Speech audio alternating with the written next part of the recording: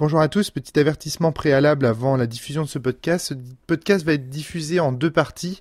Il s'agit d'une discussion assez désordonnée, un débat qu'on a eu entre Jérôme S, Vivien et moi-même au cours d'un de nos enregistrements à la cellule. D'un point de vue éditorial, c'était vraiment intéressant de diviser en deux parce qu'il me semble que la première partie du podcast parle d'un sujet qui est donc système d'Ozmater et rule d'Ozmater, alors que la deuxième partie du podcast parle plus de la règle d'or. Et je trouvais dommage que les discussions autour de la règle d'or soient mises à la fin d'un très très long podcast de 3h30, alors que ces discussions sur la règle d'or avaient pour moi autant d'importance qu'un podcast à part entière, étant donné que Vivien a fait un gros travail de recherche pour ces données. Je trouvais ça dommage de les trouver isolées à la fin d'un podcast. D'autre part, il faut savoir que ce podcast a été sauvé, que c'est un fichier qui était vérolé à l'origine et que grâce à vos participations, à votre aide sur Facebook, le fichier a été sauvé et donc je vous en remercie. J'avoue aussi que, étant donné que le sauvetage de ce podcast passait par l'exploitation des données brutes, le fait de le diviser, de le couper en deux parties était quand même beaucoup plus pratique aussi pour moi. Donc voilà, merci à tous, bonne écoute et donc ne soyez pas surpris si ce podcast s'achève un peu de façon brutale. C'est parce que tout simplement je l'ai coupé en deux. Voilà, je vous souhaite une bonne écoute. Donc on est bien d'accord que personne n'est prêt. Je m'en fous, j'ai l'étoile, je suis invincible. Personne. D'accord. T'as la super étoile. Donc Ouais. Bon bah, je sais pas où on va. Je sais pas où on va. Je sais pas, absolument pas. Jérôme, on attend que t'aies fini ta pizza ou quoi? Oh non, allez-y. Je retiendrai de parler le temps de mâcher et je vous jure, vous m'entendrez pas mastiquer comme Fabien. Désolé. Excellent. Oh la poucave, je m'en veux, désolé Fabien.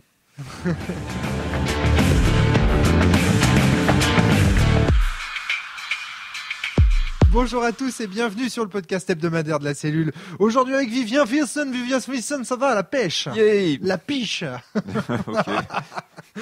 Oh, il y a cette espèce de blague qui court depuis quelques podcasts, comme quoi t'aurais c'est so British, tu vois. Donc maintenant on t'accueille avec des after right et je sais plus quoi là, des trucs à la menthe et des machins et du pudding. On rappelle un Vivien Féasson qu'on ne présente plus, lui aussi, auteur de Perdu sous la pluie, de Libreté, peut-être bientôt de Méca Libreté et d'articles sur son blog, dont un qu'on cite beaucoup, que j'aime beaucoup moi personnellement, qui est le jeu de rôle comme loisir métafictionnel et aussi la place de l'humour dans le jeu de rôle. Oh, ça faisait longtemps ça. Deux articles que j'ai beaucoup appréciés et que je cite énormément dans les micros de la cellule. Vivien Féasson, ça nous fait très plaisir de t'accueillir pour commenter un nouvel article avec... Mais c'est vrai qu'ils étaient bien ces articles. Ils étaient très très bien ces articles avec Jay, Cetra, Jérôme S de Poitiers qui est avec nous. Oui, c'est moi. Bonjour. Eh oui, principal détracteur sur Facebook des articles de Vivien Féasson. On le voit souvent troller en dessous. Alors c'est pour ça que je vous ai invités tous les deux. Ça me faisait plaisir de voir vous poser en vous opposant. On va voir si la description des articles de Vivien réactive chez toi certaines réactions épidermiques. Et puis j'ai également un projet d'article qui paraît-il a des liens connexes avec les articles que Vivien va nous présenter. Alors je sais pas. Alors voilà. Alors je te direct, tu vois, je te passe la parole Vivien en mode il va nous présenter un article. Alors Vivien. Si ça se trouve t'as pas du tout envie de présenter l'article. En tout cas. Si, mais on était en train de se dire qu'on savait pas sous quel angle les aborder et que du coup. Je suis désolé. J'improvise un plan alors que pas du tout, quoi. T'es pas prêt. Non, t'improvises pas un plan, tu me files la patate chaude, ce qui est pas pareil. Mais moi, je veux bien, ceci dit, Ok. je veux bien commencer. Vas-y, commence. Si toi, tu veux pas présenter tes articles ou si en tout cas tu sais pas comment procéder, moi, je veux bien te présenter ce sur quoi je suis en train de travailler en ce moment. Moi, je peux présenter le contexte. Alors voilà. Je me souviens, donc, tout a commencé par un podcast de la cellule qui était sur la campagne Les 5 supplices de l'appel de Cthulhu. Ouais. Où vers la fin il y avait beaucoup de discussions très animées sur la qualité de l'appel de Cthulhu et de la campagne en général, mais quand même pas mal aussi du jeu lui-même, qui est un jeu qui est parfois critiqué mais avec bienveillance en quelque sorte. Je sais pas si tu pourrais. Tu veux dire à la cellule? Ouais, la cellule. On va dire par mois. On peut, puisque ouais, là, ou Flavie Adrien, aussi un petit peu. Flavie aussi, oui, éventuellement. Mais puisque les autres ne sont pas là, autant reprendre mes critiques perso, tu vois. On s'engage pas sur ce que par ailleurs les autres non, vont bien penser. sûr.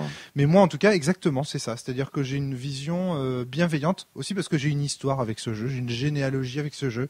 C'est un jeu qui m'amuse beaucoup, dont les mécaniques, même si elles peuvent paraître saugrenues parfois, dont une des mécaniques sur laquelle on va revenir aujourd'hui, peuvent paraître un peu bizarres. Moi, ça me fait beaucoup rire. En fait, c'est un jeu que je prends avec beaucoup de recul. Tu disais que le jeu de rôle, c'était un loisir métafictionnel. Bah, tu vois, l'appel de Cthulhu, c'est un peu mon jeu méta-JDR. C'est-à-dire que c'est un jeu de rôle qui m'amuse de par ses défauts aussi, de par les casseroles qu'il a au cul, même son univers un peu bizarre avec ses tentacules et tout. Enfin, il y a quelque chose de burlesque qui m'amuse, de cauchemardesque aussi. Enfin, à la fois, ça se prend au sérieux, ça se prend pas au sérieux. Pour moi, c'est un peu un nanar, tu vois. Enfin, si je devais trouver une analogie en termes de jeu de rôle, je dirais que pour moi, j'ai la même affection que j'ai pour Cthulhu avec certains navets de l'histoire du cinéma, tu vois. C'est des Jean-Claude Van Damme, des trucs comme ça, des espèces de films un peu bizarres. Mortal Kombat avec Christophe Lambert. T'es dur quand même, parce que Cthulhu, moi, je le verrais plus comme un jeu qui a... Je sais pas quoi te prendre comme exemple, peut-être Jurassic Park 2, où c'était classe à l'époque, mais ça a mal vieilli, quoi. Ouais, voilà, ouais, bah c'est ça, oui, d'accord, ok. Je dirais pas que c'était nul dès le début, quoi. Ok, oui, tout à fait, parce il y avait quand même ce côté qui est quand même toujours présent dans les jeux Basic Jérôme. System, tout ça, où c'est vrai que le système descend avec un pourcentage et tu lances, tu sais si t'as réussi ou pas. Bon, c'est un système vieillot, mais c'est vrai qu'il est appréhendable assez facilement. C'est un jeu on comprend tout de suite comment ça marche, quoi. Ouais, on n'a pas l'impression d'une espèce de machine à gaz. Usine à gaz. Usine à gaz, voilà. Ouais. J'allais dire machine à saucisse et j'arrivais pas à m'en détourner et en fait je voulais dire usine à gaz. Usine à gaz, ouais. Non mais ouais, c'est vrai qu'il n'y a pas du tout ça. Il n'y a pas le côté cumulatif de bonus et de malus comme il pouvait y avoir dans les donjons ou dans Vampire des fois. Là, vraiment, on te dit, bah, je sais pas moi, si t'as noté 42% parce que t'aimes bien dépenser tes points n'importe comment en bibliothèque, et bah, si tu fais 42 ou moins, c'est bon, quoi. Enfin, donc tout le monde sait qu'il faut mettre 89%. Évidemment. Puis moi, j'y vois aussi alors, je sais pas exactement comment, en tout cas, dans mon histoire à moi, encore une fois, c'est très personnel, j'y vois aussi un petit peu déjà, je le vois un peu déjà comme un espèce de troll, ce jeu. En mode ah oui, bah vous êtes attaché à votre personnage, bah on va vous montrer qu'il est très mortel. Ah, vous êtes attaché à vos points de vie, bah on va vous montrer que vous en avez pas beaucoup.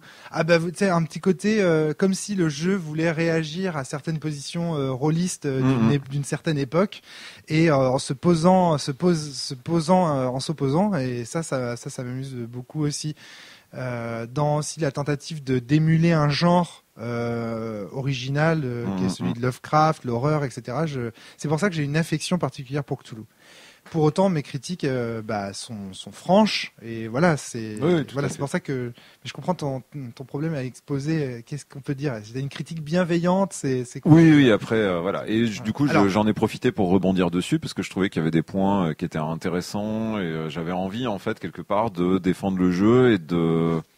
T'as trouvé qu'il avait été attaqué à ce moment-là? Tu t'es senti en position de devoir défendre quelque chose C'était pas forcément. En fait, le podcast pour moi reflétait quelque part une idée qui était assez. On sent qu'il t'a énervé, ce podcast, assez répandue. Si et j'aimerais bien comprendre pourquoi. Qu'est-ce qui t'a Alors maintenant, ça fait longtemps, donc je suis plus énervé. Oui, mais bien sûr. Mais tu vois, on sentait qu'il y avait quelque chose dans ce podcast qu'on disait qui semblait heurter ta sensibilité et tu disais merde, il y a un truc qui va pas dans ce qu'il raconte. Ouais.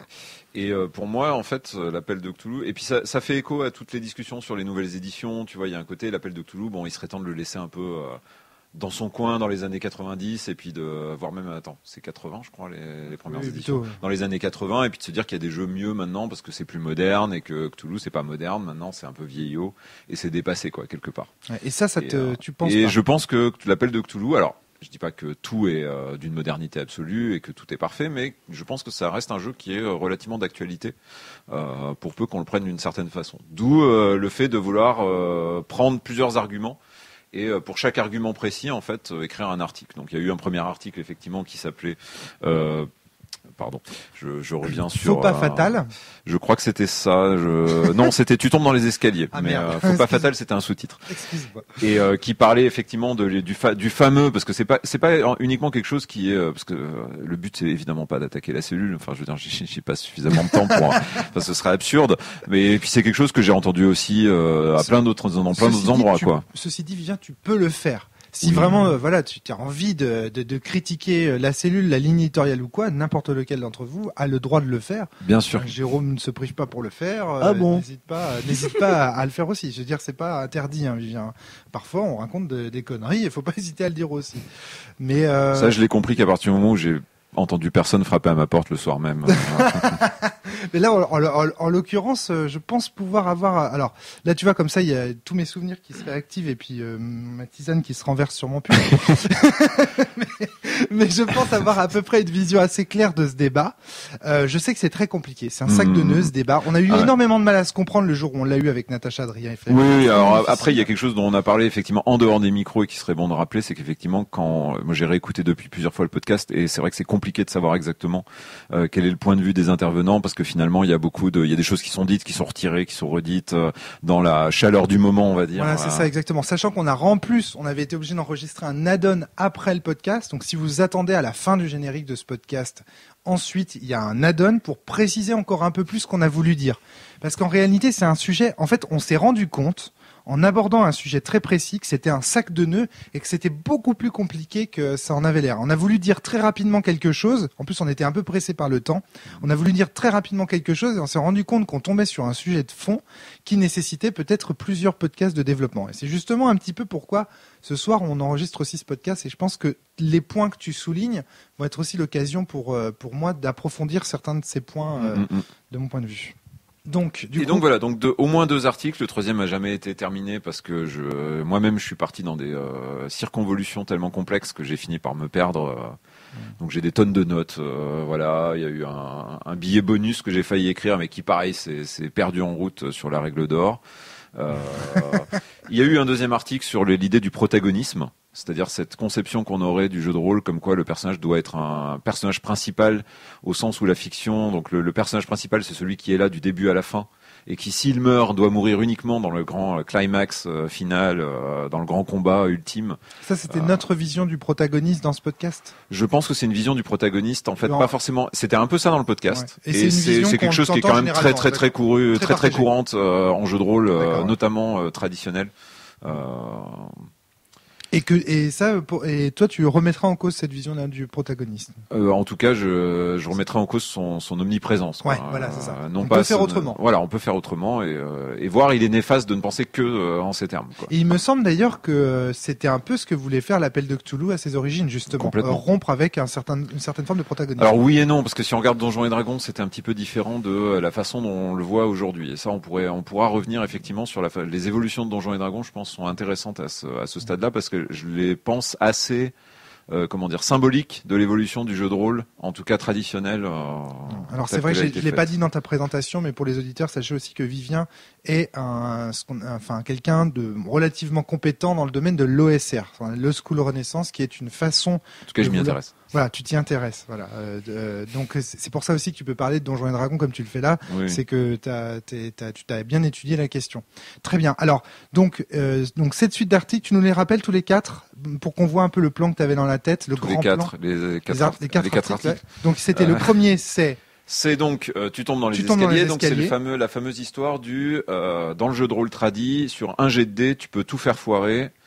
Tuer un personnage comme ça de façon complètement arbitraire, voire même des fois on pourrait pousser à faire foirer le scénario. Voilà. Ah mon Dieu, c'est encore pire que de tuer un perso, ça. Bah non, c'est mieux parce qu'au moins tout le monde a fini en même temps. En un sens. Ça c'est le premier. Le deuxième article, c'est le protagoniste, c'est-à-dire l'idée que le personnage qu'on joue est forcément un héros.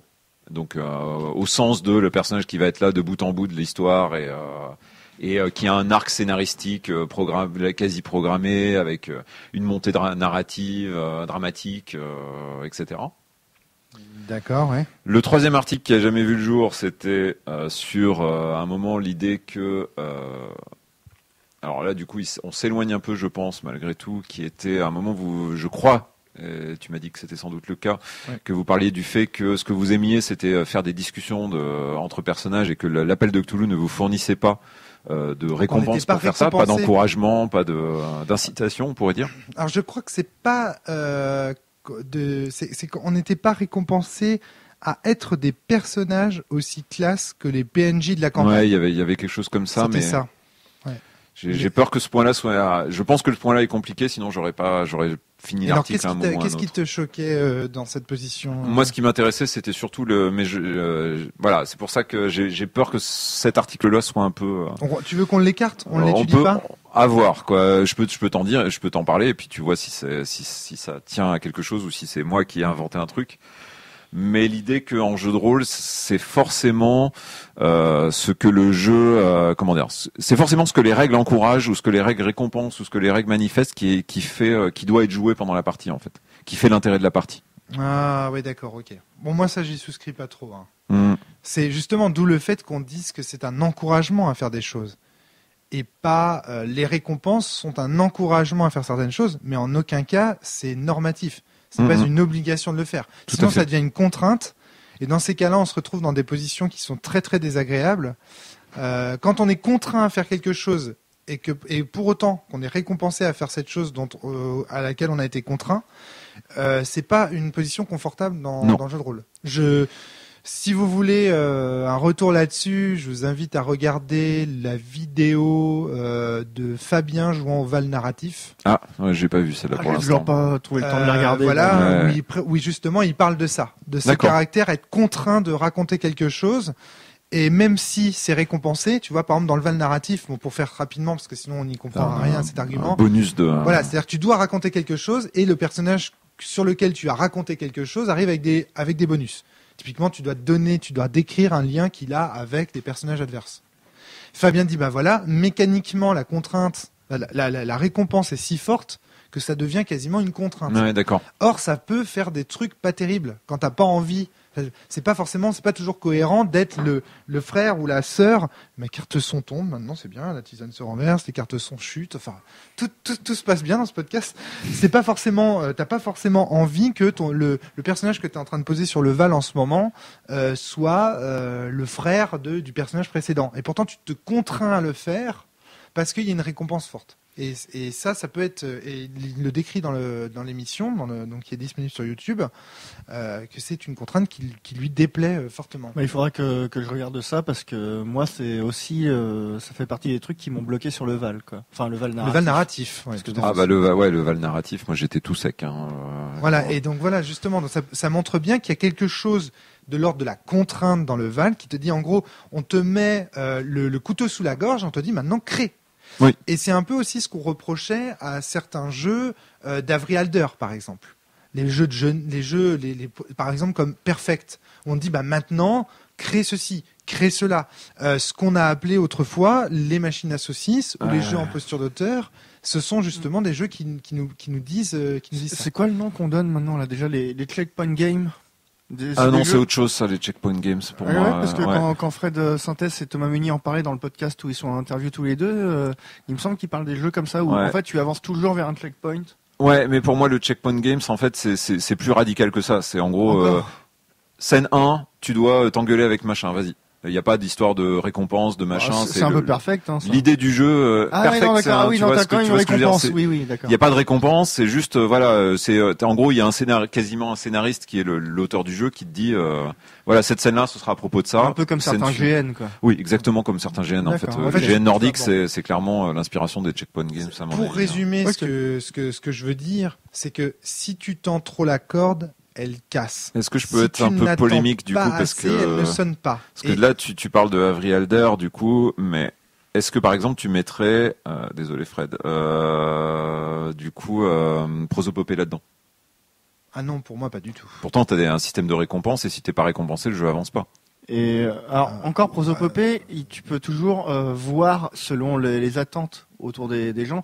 À force de faire une narration, quelqu'un va te filer un truc. Je vais être moi aussi polémique, Vivien, si tu veux qu'on joue. Est-ce que Monostatos, c'est pas ça? Parce que pour le coup, là, Monostatos, c'est des conditions très claires. Il faut Bah, que tu mettes oui, machin qui souffre. Il faut que tu mettes. Mais tu vois, du coup, pour moi, oui. Enfin, je suis assez d'accord sur le fait que ça. c'est le truc, c'est ça, c'est que c'est compliqué parce que La frontière, elle est floue en fait. Mais Oui, oui, bien mais sûr, mais d'où ma citation d'à l'instant, qui est que si tu tends trop la corde, elle casse. Si tu ne l'attends pas assez, elle sonne faux. C'est-à-dire que le problème des récompenses, c'est que si tu veux en faire l'alpha et l'oméga de ton jeu de rôle, tu vas créer des contraintes fortes sur les joueurs et au final, tu vas les mettre dans des situations qui sont très très indélicates, sont très très gênantes en réalité.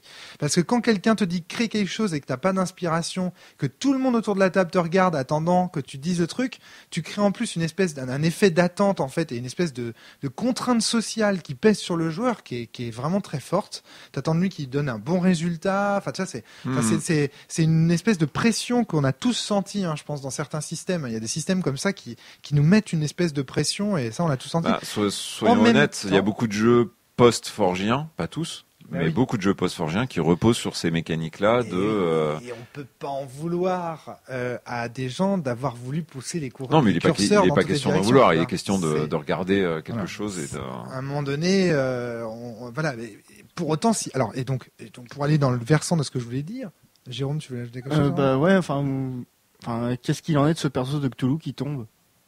Alors attends. Ouais, là, on a été qu'au résumé, mais c'est vrai que. On va y aller. Bon, on verra du coup pour peut-être le troisième sera pas forcément pertinent, on va dire, pour la discussion avec les deux premiers qui se. Et le quatrième, c'était la règle d'or en fait, parce que justement, en gros, quand on commence à toucher aux règles, on en revient à cette fameuse histoire de la règle d'or, c'est-à-dire la seule règle, c'est qu'il n'y a pas de règle. En gros, si on la caricature un peu.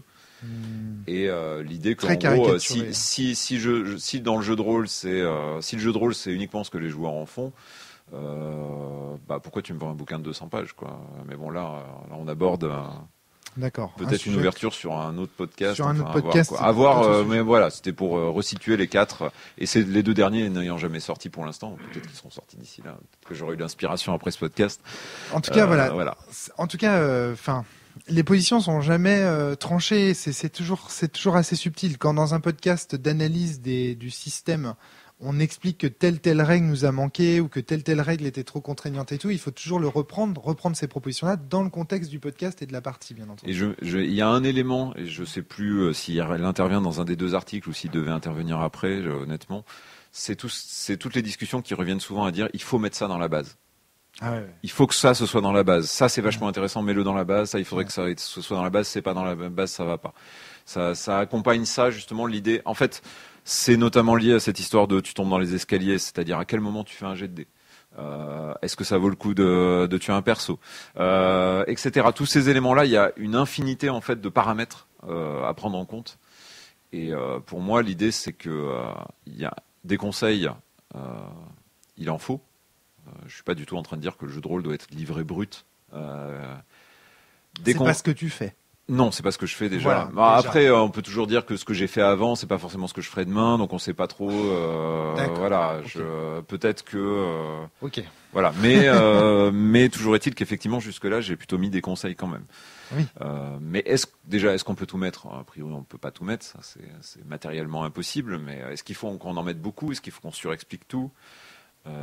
Etc. Et voilà. Et il y a eu quelques discussions effectivement plus ou moins fortes avec Jérôme, avec Alban aussi, donc Doc Dandy, et notamment sur des points de vue où je défendais aussi l'idée que oui, des conseils il peut y en avoir, mais peut-être que ces conseils-là ils n'ont pas besoin d'être dans la base. Peut-être que des livres comme jouer des parties de jeux de rôle ou mener des parties de jeux de rôle servent justement on va dire de complément, et peut-être qu'on peut rajouter d'autres conseils, créer d'autres bouquins là-dessus, etc. Moi, je pense que c'est à chaque jeu de donner ses conseils. Donc c'est là qu'on va pas être d'accord. C'est ça. C'est pour ça que je viens de me souvenir du truc. Et on arrive au cœur du truc. Et moi, je pense que si on délègue à des bouquins tiers les conseils pour que les parties se passent bien, j'espère que les bouquins en question sont en PDF à prix libre. Parce que sinon, parce qu'en fait, c'est bête à dire, hein, mais avec les bouquins mener des parties de jeux de rôle ou quoi, Jérôme, je vais même pas apprendre le 10e de ce que j'ai appris en masterisant au fur et à mesure du temps ou en apprenant avec des jeux qui me disaient quoi faire. Donc j'espère qu'ils vont être gratuits parce que si je dois m'acheter toute une galaxie de jeux qui contiennent des conseils aussi débiles que taillez vos crayons, parce qu'il y en a qui mettent ça des fois. Ouais, On pourrait citer des manuels de conseils OMJ qui disent taillez vos crayons et préparez des gommes. Ça a existé en France. Donc à un moment, s'il faut que j'achète plein de jeux, plein de bouquins à 35, 30 balles, sans les frais de port, voire bref. Bah, justement, alors là, du coup, Moi je veux bien, hein, mais j'espère que c'est gratuit tous ces conseils. Parce typiquement, le truc, une des choses que je citais, là, un des points sur lesquels on s'était engueulé, c'était justement Dream HQ. Et qui, pour moi, Dream HQ versait dans l'excès inverse. C'est-à-dire, alors Dream HQ, c'est un jeu de Avery Alder. En plus, je l'ai pas lu, moi. Ah! Mais non, non, c'est ce que je te disais, hein, dans notre... Donc, Dream HQ, en gros, s'inscrit dans une certaine culture du care. C'est-à-dire qu'il va y avoir beaucoup de conseils qui vont être sur un mode. Alors, je vais essayer de pas trop exagérer cette fois, parce que sur le coup, j'avais peut-être un petit peu extrémisé. Mais en gros, qui te dit, d'abord, accueillez vos joueurs. Accueillez-les bien, installez-les confortablement, prenez soin d'eux, assurez-vous que tout va bien. Enfin, il y a plusieurs éléments comme ça en mode le jeu t'explique comment accueillir tes amis en fait quasiment. Ça va quasiment jusqu'à ce point. Et pour moi, on en arrive à un point où on explique des trucs. Enfin, à un moment, ça dépasse le cadre. Je suis d'accord avec toi, Vivien. Alors pourquoi tu m'en pourquoi on s'est engueulé? Moi, le principe, c'est même pas sur Dream HQ, et ça se trouve de ce que tu racontes. Enfin, moi, ça me pose des questions aussi sur la position d'Avery Alder, qui dit que mettre du care dans ses jeux, c'est faire de ses jeux, qu'importe les mécaniques et qu'importe le système, ça en fait des jeux queer pour après vendre des jeux sous la même étiquette queer et se faire applaudir par des gens qui, enfin, voilà, des fois, je me pose des questions. Moi, ça me fait bizarre. Je ne sais pas. Moi, je comprends pas ce que tu veux dire là, Jérôme. Excuse-moi, Avery Alder a fait des conférences pour dire que rajouter des mécaniques qui prennent en compte la sensibilité de tes joueurs, c'est faire de ton jeu un jeu queer. Ça suffit à en faire. Qu'est-ce que c'est un jeu queer? Bah justement, ça veut rien dire. D'accord. Vraiment, queer, déjà, il y a tellement de définitions. Rien que dans le milieu queer, tout le monde s'envoie des fions et se tire dessus à quasi balles réelles, tellement personne n'est d'accord.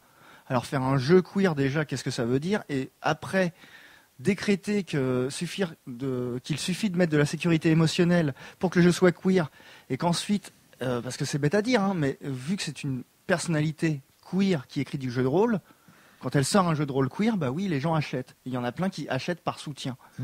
Et du coup, moi, ça me fait bizarre. Je ne sais pas à quel point. Qu'est-ce que c'est un jeu queer? Moi, je ne crois pas que la sécurité émotionnelle suffise.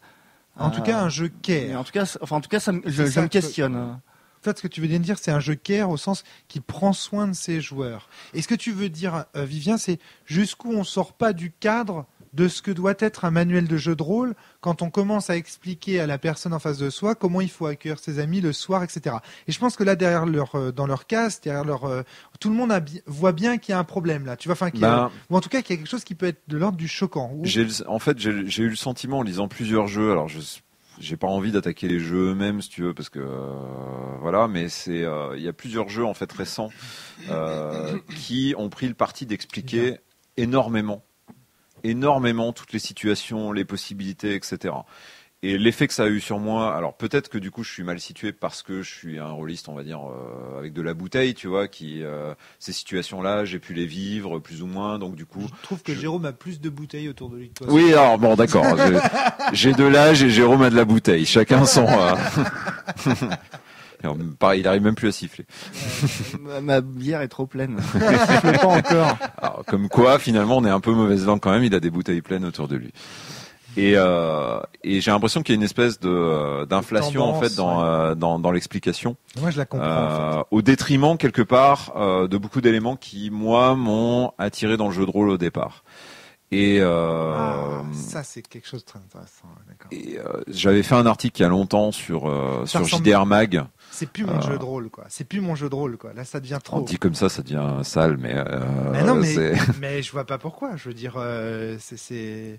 Ce que je veux dire, c'est que par-delà les chiffres, les jets de dés, les machins, quelque part, ce qui m'avait attiré dans le jeu de rôle, c'était en quelque sorte le rêve qu'on me vendait, en quelque sorte. C'est-à-dire.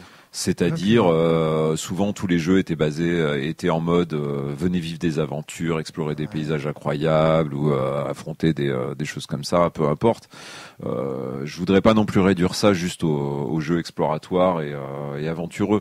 Je suis pas en train de dire que maintenant on fait des jeux sur des sujets qui m'intéressent pas. C'est pas ça le propos. C'est juste que quelque part, j'avais une proposition de départ et ensuite des règles qui étaient parfois un peu difficiles à avaler, qui auraient clairement été perfectibles ou ce genre de choses. Quelques conseils et après c'était à moi de partir à l'aventure en quelque sorte, d'essayer les choses, de voir si ça marchait, de m'adapter, de voir avec les joueurs. J'ai la sensation qu'il y a quelque chose de l'esprit pionnier en fait dans le jeu de rôle qui a disparu quoi. Le côté tu trouves, enfin, je sais pas. Il y a peut-être un peu de ça, oui. Il y a peut-être un peu de ça. La seule chose, c'est que, au final, on se retrouve maintenant non seulement avec des règles qui sont toujours parfois un peu dures à avaler, ouais. Et derrière, en plus, on a 30 explications de règles toutes les. Ouais. On a les comment on appelle ça déjà, les notes d'intention, oui, les précautions d'usage.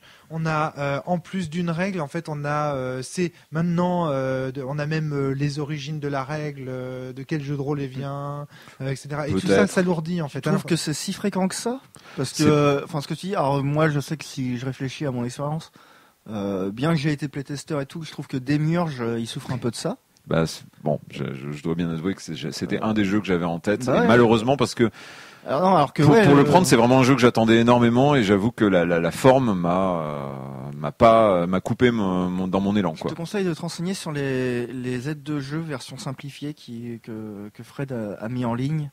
Et ça, tu vois, quelque part, c'est à combiner. J'en ai vaguement parlé avec Frédéric, mais j'ai pas eu beaucoup d'occasion de le faire. Avec l'absence de background, en quelque sorte, quoi, l'absence d'univers. Donc, ce qui fait qu'on a vraiment que cette partie-là, essentiellement, quoi. Mais au-delà de ça et de quelques jeux peut-être un peu symboliques, mais tu trouves que c'est si fréquent que ça qu'on se tape? Parce que moi, j'ai l'impression d'en avoir pas assez la plupart du temps. C'est peut-être pas si fréquent. J'en ai vu plusieurs en un an, en fait, et qui m'ont fait me demander si finalement les gens commençaient pas un peu à paniquer en mode il faut que ce soit dans la base, il faut que tout soit dans la base, il faut que tout soit expliqué. J'ai peur que les gens comprennent pas quand faire un jet de dés, quand faire ça, quand. Et c'est marrant parce que moi c'est aussi ça qui a fait que Sombre m'est tombé des mains. Là j'ai acheté Sombre l'année dernière à Eclipse. J'en ai lu aucun de ceux des fanzines que j'ai achetés parce que j'avais l'impression de lire que des conseils.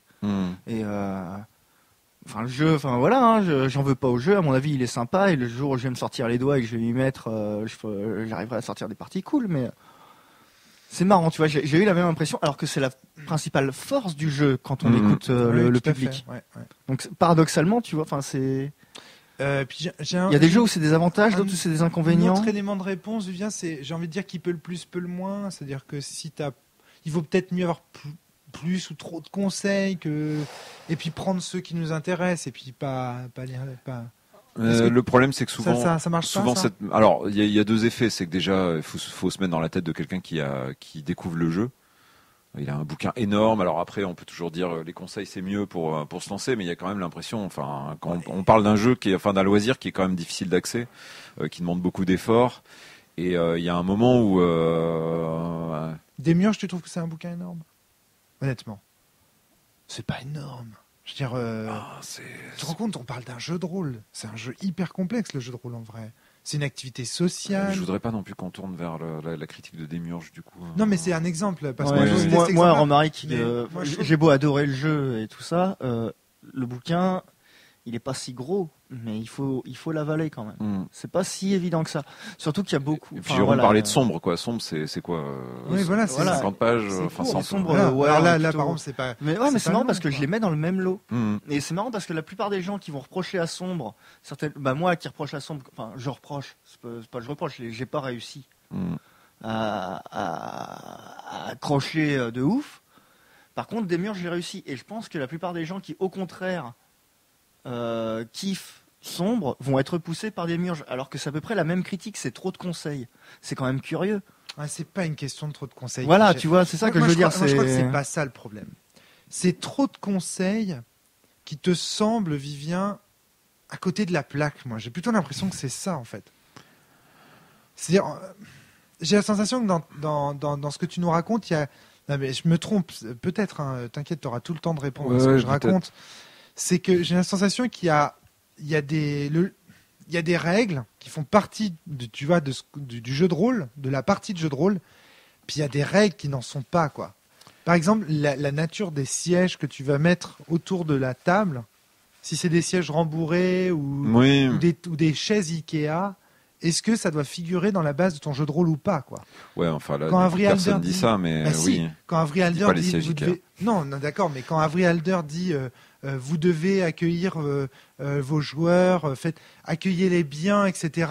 Enfin, est-ce que quelque part on va pas un peu loin, quoi? Tu vois ce que je veux dire, ça? J'imagine le jeu de rôle où on dirait, pour pouvoir lancer une partie de ce jeu de rôle, il faut poser un billet de 100 € sur la table. Mais ça existe déjà, ça. Ah Ça s'appelle le poker. non, je parle vraiment un JDR où on dirait, voilà, il faut que quelqu'un, n'importe qui, ou tout le monde qui... Tu ne précises même pas, tu vois. Tu fais bien le chien, et tu dis, il faut juste qu'il y ait un billet de 100 € sur la table. Il y a plein de jeux comme ça, il me semble. En JDR Non. Ben, Moi, je veux un JDR où les gens se tuent. Moi, je pense Pardon. que tu peux trouver. Non, mais voilà, non, mais... Tu vois, tu peux trouver des jeux de rôle dans lesquels on te dit de positionner des bougies sur la table. Oui, par Alors, contre, ça oui, n'a tout pas ça, la même oui. force symbolique. Mais par exemple, regarde Dogs Eat Dog, qui commence par questionner la richesse, des joueurs autour de la ou table. joueuses, ouais, tout à fait. Ok, t'as pas mis ton billet de 100 € sur la table, mais enfin, tu vois, Ouais. t'as quand même une question qui est de l'ordre du même ordre d'esprit, etc.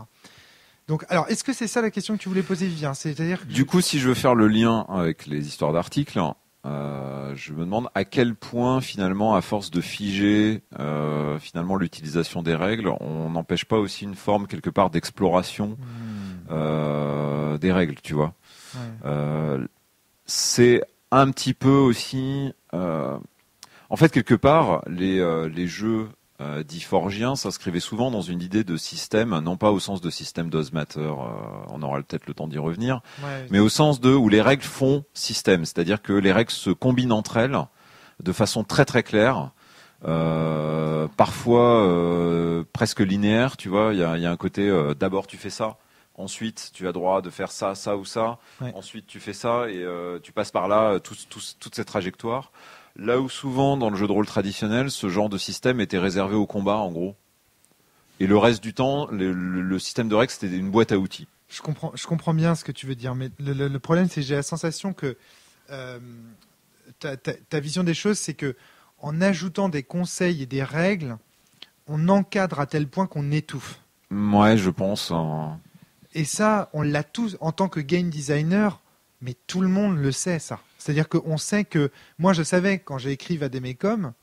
Quand j'ai écrit Vademecum, je n'ai fait que penser à ça pendant toute l'écriture. Parce que Vademecum, on citait Sombre tout à l'heure, mais et Démiurge, mais du point de vue des règles et des conseils liés aux règles, ça s'inscrit là quand même. Hein. C'est-à-dire qu'on est dans ce type de jeu aussi.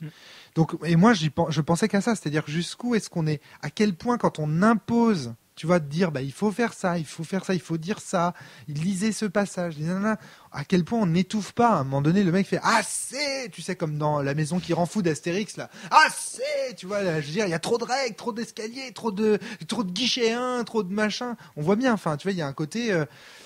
Et ça, je veux dire, justement, c'est ça être un game designer. Être un game designer, c'est justement, encore une fois, je reviens à mon exemple de la corde, là. Si tu l'attends trop efficace, si tu l'attends pas assez faux, c'est toujours savoir combien de règles mettre. Et tant qu'à parler en termes comme ça techniques, s'il y a des game designers, moi j'ai parlé en tant qu'utilisateur. User, s'il te plaît. User. As a user, I believe that. Donc ouais, non, moi en tant qu'utilisateur,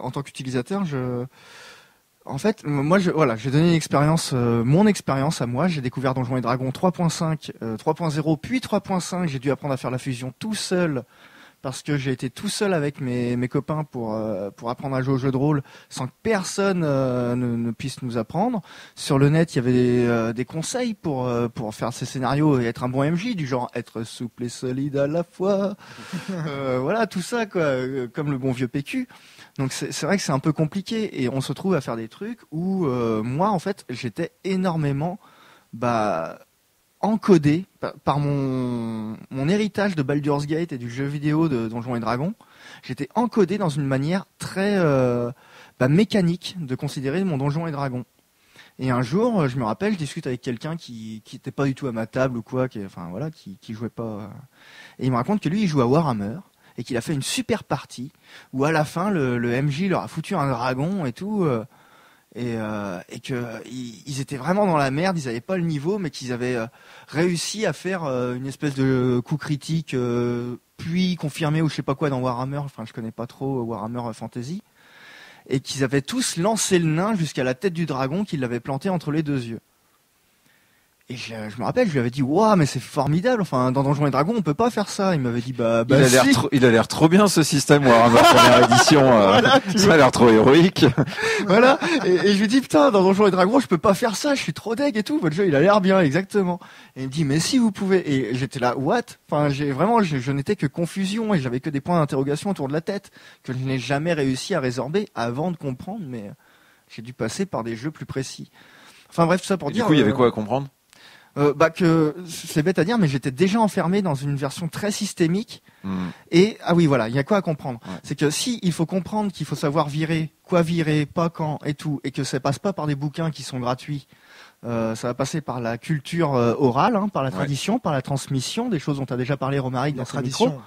Et donc par une espèce de forme d'élitisme en fait, ça va dépendre de avec qui tu as appris. Est-ce que lui il a acheté les 8 bouquins à 30 € qui parlent de comment masteriser et gérer les gens et leur proposer un bon café, etc. Moi à l'époque, je préfère. Il n'existait pas d'ailleurs ces bouquins. Exactement. Ces bouquins à 30 mais je €, préférerais quand même du coup comme disait Romaric, un jeu qui se suffit à lui tout seul.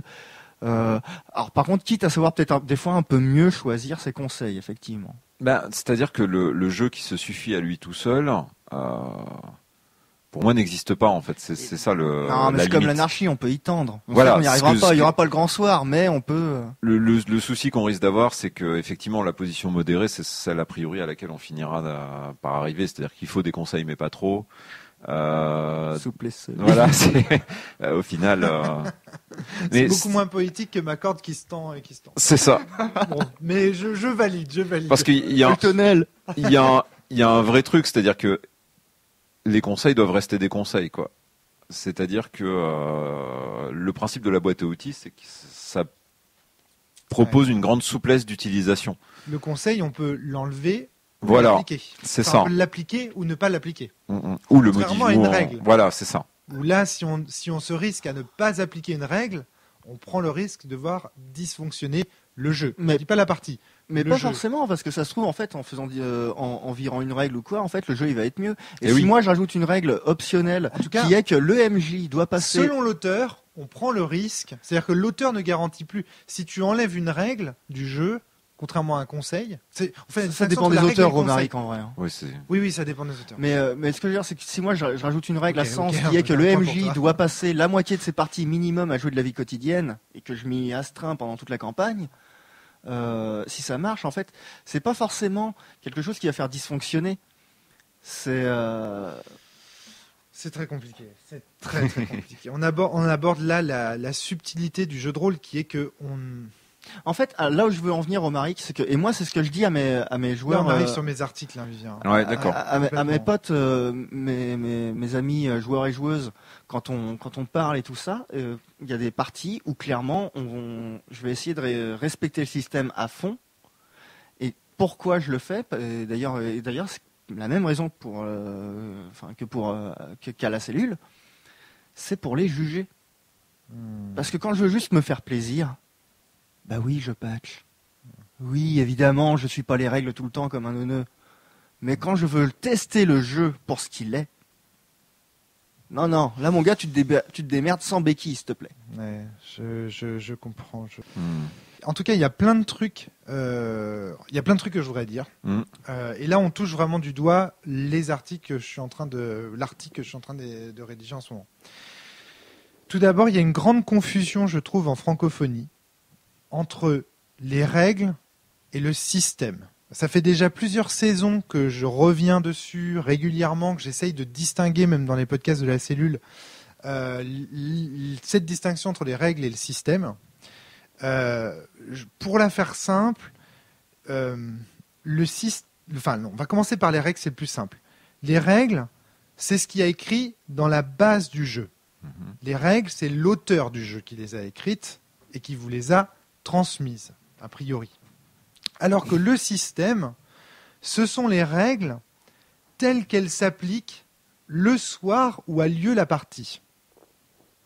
Et c'est bien différent. Ça comprend aussi le système, ça comprend aussi la façon dont les joueurs arrivent autour de la table. Et c'est là que moi je suis assez d'accord avec Avery Alder, et où je la trouve finalement pour moi dans la ligne droite des théories forgiennes telles que je les comprends.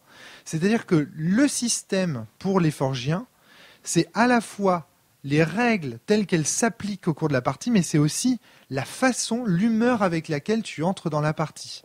Et ça se gère par... dans le contrat social de la forge, il y a des choses très techniques du style, est-ce qu'on commande des pizzas ou est-ce qu'on mange des galettes, quoi. Enfin, alors évidemment, ils ne parlent pas de galettes, parce que c'est aux États-Unis, mais tu vois ce que je veux dire, c'est des trucs très concrets comme ça font aussi partie du système. C'est-à-dire le système, c'est tout ce qui entre en jeu autour et dans la partie. Donc, ça, vous voyez la différence qu'il y a entre les deux ? Le problème, c'est qu'en France, quand on parle de système, et moi compris, on a tendance à parler des règles et de leur interaction entre elles. Et c'est pour ça qu'il y a une grande confusion en francophonie, aussi entretenue par la cellule. Je reconnais que au départ, dans les premières saisons, on ne faisait pas nous-mêmes cette distinction, qui est que le système, c'est les règles. Du coup, en francophonie, on a tendance, quand on entend système does matter, d'une part à cause de cette erreur de traduction, d'autre part à cause de la cellule. D'autre part à cause de Ron Edwards aussi. J'arrête pas de le dire parce que lui-même, quand il dit ça, il évacue ensuite très vite tout le reste et il parle plus que des règles. Donc quelque part lui-même entretient ça. C'est juste ça dédouane aussi un peu la cellule là-dessus. Hein. C'est vrai, mais quand même, il y a une erreur. Alors attends, donc pourquoi est-ce que c'est important ? Parce que du coup, quand on dit système does matter, on entend derrière vous, dans vos casques, vous entendez règles does matter. Autrement dit, rules does matter. Et ça, c'est aussi soutenu. Et là, je plaide coupable. Tu as raison, Ron Edwards, sa part de responsabilité. J'ai aussi ma part de responsabilité. Je pense que la première conférence que j'ai donnée au Stunfest, a donné une image de moi comme étant quelqu'un qui était un tyran des règles. Parce que, au cours de cette conférence, j'ai énormément insisté sur le respect des règles. Mais dans le contexte de la conférence, c'était justement dans le cadre critique. C'est-à-dire qu'on ne peut pas dire « j'ai joué à un jeu X » si on n'a pas au moins essayé de respecter les règles de X. C'est ce que je voulais dire dans cette conférence. Maintenant, j'aurais peut-être une position plus nuancée et plus subtile. Mais à cette époque-là, c'est ça que je voulais dire. Et ça a été entendu, et je l'ai lu sur le blog de Génie, comme vraiment de la tyrannie de l'auteur. C'est-à-dire que pour des gens comme Génie, les propos forgiens tels qu'ils ont été défendus à la cellule, parce qu'elle parle des théories forgiennes en France, mais en fait, elle parle de la cellule. Ça se voit dans la façon dont elle cite les podcasts à la fin de son article. C'est qu'en réalité, ça a été vu comme « Ah ben c'est cool, vous vous êtes débarrassé du MJ. Vous avez dit le MJ n'est qu'un joueur comme les autres. Ah mais très bien. Mais alors là, du coup, ce que vous avez fait, c'est que vous avez fait remonter du coup la responsabilité de la bonne teneur de la partie, non plus sur le MJ, mais sur l'auteur. Autrement dit, vous avez fait remonter d'un cran la responsabilité de la bonne conduite des parties. Avant, au moins, c'était le MJ. On pouvait le prendre par le col et lui dire « ça s'est mal passé, c'est de ta faute, bouge ton cul ». Maintenant, c'est pire que tout. Vous êtes cachés derrière vos livres, vous êtes loin de nous les joueurs, les joueuses. Et donc, on ne peut plus critiquer. Donc, les auteurs se sont positionnés à un tel niveau en fait au-dessus des parties qu'ils ne sont même plus attaquables, même plus critiquables. Donc en finale, on obtient une espèce de forme de tyrannie. Mais Oui, mais ça ne marche que si on est trop poli pour gueuler sur Internet. C'est-à-dire, je comprends pas. Ah oui, attaquer l'auteur directement. Voilà. Et d'ailleurs, le jeu. J'ai perdu au jeu d'ailleurs. Oh oui, voilà. Tout à fait. Et d'ailleurs, toi-même, il y a 5 minutes, tu disais quelque chose comme si vous ne suivez pas les règles, l'auteur ne peut plus garantir tout à fait. Une bonne partie, ce qui est encore quelque part une espèce de continuité finalement de cette position. Je vais justement, c'est pour ça que je voudrais. C'est une longue introduction, mais si on veut présenter l'article, il faut que je le fasse bien. C'est intéressant parce que mine de rien, ça me permet de répondre un peu à la question de ce que Avery Alder veut dire quand elle dit que le care intégré dans le système et pas forcément les règles d'un jeu permet d'en changer la portée, le public, etc. Non, c'est bête à dire parce que, Avery Alder, c'est pas facile de discuter forcément de cette personne parce que ça polarise très vite. Et là, je commence un peu à voir, mais bon, sans forcément être d'accord, mais je commence à voir. J'ai envie de citer Eugénie parce que je pense que j'ai peut-être mal rendu son discours. Donc je vais la citer très clairement. Elle dit: mais quand les théories forgiennes ont déconstruit cette autorité du MJ, en le ramenant à un niveau de joueur comme un autre, et en éclatant les attributs de la fonction entre tous les joueurs à la table, c'était malheureusement pour concentrer les responsabilités réelles sur la partie un cran plus haut dans les mains des auteurs. Dans l'approche tradie, continue-t-elle, les joueurs pouvaient encore discuter avec leur MJ, établir un dialogue ou des négociations, alors que dans l'approche forgienne, ils se retrouvent face à un choix purement binaire, jouer au jeu ou ne pas y jouer. L'échange ou la réciprocité avec les règles, c'est-à-dire avec l'autorité de l'auteur, n'est pas possible. J'adore cette phrase. Là, un grand niveau. Alors là, pour moi, un très très beau. Moi, j'adore. Je ne suis pas MJ, mais le blog, parce qu'on y trouve justement ce genre de phrases. C'est super bien construit et ça précise très très bien. C'est dans l'article qui s'appelle Le mythe de l'autorité. C'est un.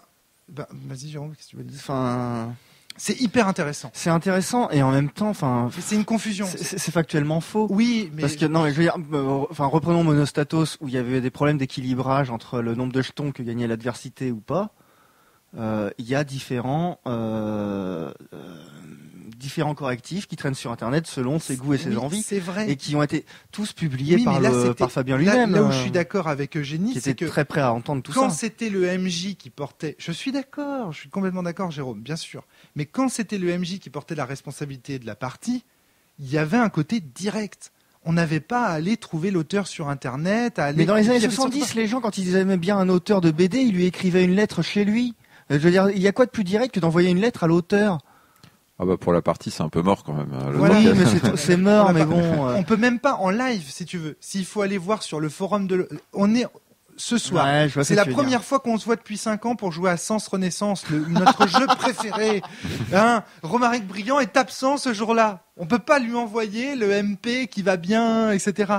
On fait comment ? Je veux dire, elle a raison. C'est-à-dire qu'il y a si on veut faire remonter la responsabilité, tu vois. Et puis ça va avec toute une idée de, c'est ce qu'on disait juste avant, il faut jouer le jeu selon les règles. Si la partie est ratée, c'est la faute quelque part majoritairement des règles. Du coup, il y a un problème au niveau des règles. Enfin, ça allait avec tout un appareil quelque part. Après, faut pas oublier que les propos sur les règles ont été énoncés à une époque où on sort d'une autre époque, qui est celle où on nous dit il y a 2 règles. La première, c'est le MJ a toujours raison. Voilà. La deuxième, c'est que en cas de défaut de la première, se référer à la première. Mais là, on est. C'était le Fight Club, quoi. Le MJ, je pense, c'est le dieu et maître. Il faut admettre l'idée que le MJ a toujours raison. C'est une dérive. C'est un problème. C'est une dérive du truc, tu vois. Quand j'ai appris le JDR, je suis allé sur le net et j'ai appris des trucs du genre punis tes joueurs pour des comportements hors jeu. J'ai été dégueulasse avec mes potes parce que j'avais suivi des conseils de connards de rôlistes.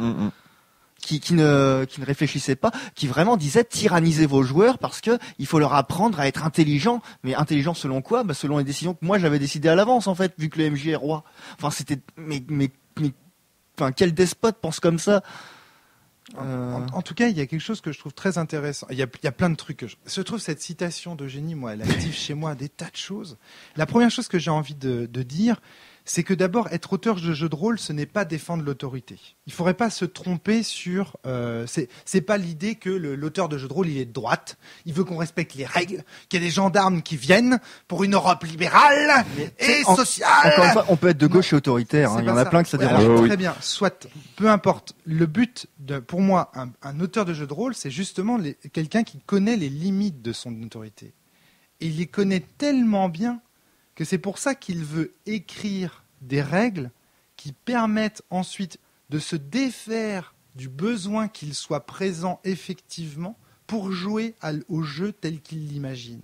C'est-à-dire en fait, au contraire d'être un symbole d'autorité, l'auteur de jeu, c'est celui justement qui reconnaît que quand le livre est sorti de lui-même, quand il n'est plus autour de la table, quand l'auteur n'est plus autour de la table, le livre va être transmis à quelqu'un d'autre et que les parties qui vont avoir lieu ne seront plus justement sous son autorité. Il sera plus là pour gérer. Donc c'est justement quelqu'un qui a conscience plus que tous les autres des limites de son autorité. Là, ce que tu me décris, c'est quelqu'un qui a peur. En fait, avant ce que tu décrivais, j'étais d'accord, mais là, quand tu commences à décrire il a envie que les parties ressemblent, enfin, etc. Exactement. Il y a quand même une espèce d'incapacité à lâcher prise aussi. Hein. Non. Et à mon avis, la remarque, tu extrapoles des trucs qui viennent que de Sens, parce que c'est surtout sur Sens que j'ai vu ce genre d'attente de est-ce que je vais réussir à retranscrire la campagne et tout. Les gens se posent moins la question sur Dogs. Ils se disent la table a pas marché ou le jeu n'était pas si bon. Ah oui, d'accord, ok, je comprends mieux. Ils se mettent moins la pression par rapport à la transmission. C'est parce que vous me mettez dans la tête. Ok, faut que j'aille plus loin dans la description de mon article pour que vous compreniez ce que je veux dire. Vas-y, va plus loin. En fait, je crois que là on se comprend pas. L'idée, c'est pas que les parties ressemblent à celles qu'il a faites, mais c'est qu'il puisse, en voyant l'une de ces parties, se dire c'est bel et bien une partie du jeu que j'ai écrit. Pour moi, ça fait pas de différence. Enfin, c'est une différence de degré, mais le fondement est le même. Ça veut pas dire qu'ils doivent reproduire à tout prix ce qui s'est passé, tu vois. Oui, non, mais bien sûr. Tu vois, mais que en tout cas, ça ressemble à ce que j'appelle son système idéal. Alors là, on rentre vraiment dans le cœur de mon article. Est-ce que tu veux qu'on aille aussi loin, Vivien ? Je sais pas, mais pour moi, il y a malgré tout, je pense que il y a encore une frontière à franchir, si tu veux, là-dedans. C'est-à-dire que même si évidemment que tu t'attends pas à ce que les gens fassent exactement les mêmes parties que tu fais, mais si si on va prendre un exemple, par exemple, typiquement, on parlait de Monostatos, Fabien avait clairement peur que des gens s'emparent de son jeu pour faire des parties d'une idéologie différente, par exemple. Ça, c'était sa grande trouille, tu vois, et quelque part, il mettait des conseils aussi pour éviter que non. Non, si, mais Alors après, l'exemple est foireux parce qu'on n'a pas envie que des gens se mettent à jouer des néo-nazis avec nos jeux. Mais parlons de Vampire. Voilà. C'est bête à dire, mais Vampire, en fait, la plupart des gens, quand ils vont discuter de toi, ça s'est passé comment avec le Prince de Paris ? Ah bah moi c'était Villon. Ah moi aussi c'était Villon. Toi c'était à quelle époque ? Ah moi c'était avant, après qu'il soit fait virer. Enfin ouais. Voilà, les gens vont s'amuser à triper sur des petits détails et tout. Et puis jamais quelqu'un va dire nous, il n'y avait pas de prince à Paris et la cour à Paris, les primogènes faisaient ça au concours de trompette. Il y a quand même un nid commun qui fait que tout le monde avait l'impression de jouer à Vampire. Et justement, les querelles et les moqueries sur Vampire viennent des écarts des fois énormes qu'il y avait d'une table à l'autre, entre une qui jouait très dramatique et l'autre qui jouait super-héros, et l'autre qui jouait super-héros mais avec des super-héros encore plus forts en face, donc en fait tu servais à rien. Enfin... Est-ce que je pourrais juste finir un truc Vas-y. Parce que j'ai une sensation d'inachevé sur la présentation que j'ai faite, parce qu'on n'y comprend rien. Le truc, c'est que j'ai la sensation qu'il règne en francophonie, autour des règles, une grande confusion avec le système. Et que c'est cette confusion qui est à l'origine de cette espèce de tyrannie des auteurs. C'est-à-dire que, en gros, que tu peux être plus clair, rules parce que là, rules does matter, c'est très clair. Non, mais je pense que tu as été assez clair là-dessus. C'est plutôt avec le lien, avec le problème qu'on attend. Ici, en fait, quand Eugénie, elle parle de l'autorité que les auteurs ont sur leur jeu, indirectement, ce qu'elle veut dire, c'est « mais lâchez-nous avec vos règles ». Lâchez-nous avec Rules Does Matter. Moi, c'est comme ça que je le lis. Je dis, mais arrêtez. Moi aussi, en tant que joueuse, j'ai des responsabilités sur le bon déroulement de la partie. L'auteur et les règles ne sont pas les seuls responsables des parties de jeux de rôle en France. Merci. Les joueuses aussi ont une importance. Joueuse does matter, car tel est son slogan à elle. Joueuse does matter. Et à Thomas Munier aussi d'ailleurs, qui reprend à son compte beaucoup cette allégation. Alors je ne sais pas d'ailleurs qui est le père de cette expression, ou la mère du coup, je ne sais pas. Alors donc joueuse does matter, ça voudrait dire, et donc là on aurait une opposition, tu vois, qu'on voit clairement entre rules does matter, l'auteur et ses règles sont responsables de la bonne conduite de la partie, d'un côté, et de l'autre, les gens qui disent non, joueuse does matter. Les joueurs autour de la table et la façon dont ils prennent les règles sont responsables. Et là, tu le vois, le problème vient. C'est que si on en croit la façon dont la Forge définit le système, en réalité, le système does matter de The Forge est beaucoup plus proche de joueuse does matter que de rules does matter. Et donc, en fait, les partisans de joueuses d'Ozmater sont beaucoup plus proches des théories de la forge. Mais regarde la conférence. Écoute, toi, t'as l'air de souffler, Vivien, mais Parce que je pense pas que ce soit le cas. regarde la conférence de Christophe Guillaume Beuclet qui a été enregistrée. Je l'avais regardé il y a un certain temps. À Orchidée, il explique clairement ce que c'est que le contrat social et le système pour The Forge.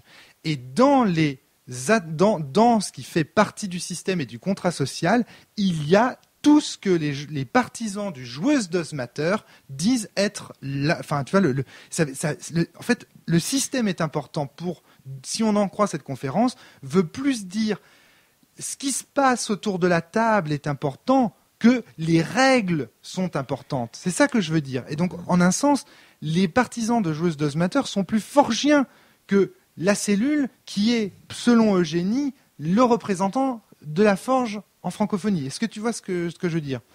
Donc, tu as quelque chose à répondre là-dessus? Ouais, alors attends, j'essaie de reformuler le truc dans ma tête. En fait, pour moi, le problème de la forge, c'est que c'est pas que des théories, c'est des jeux aussi.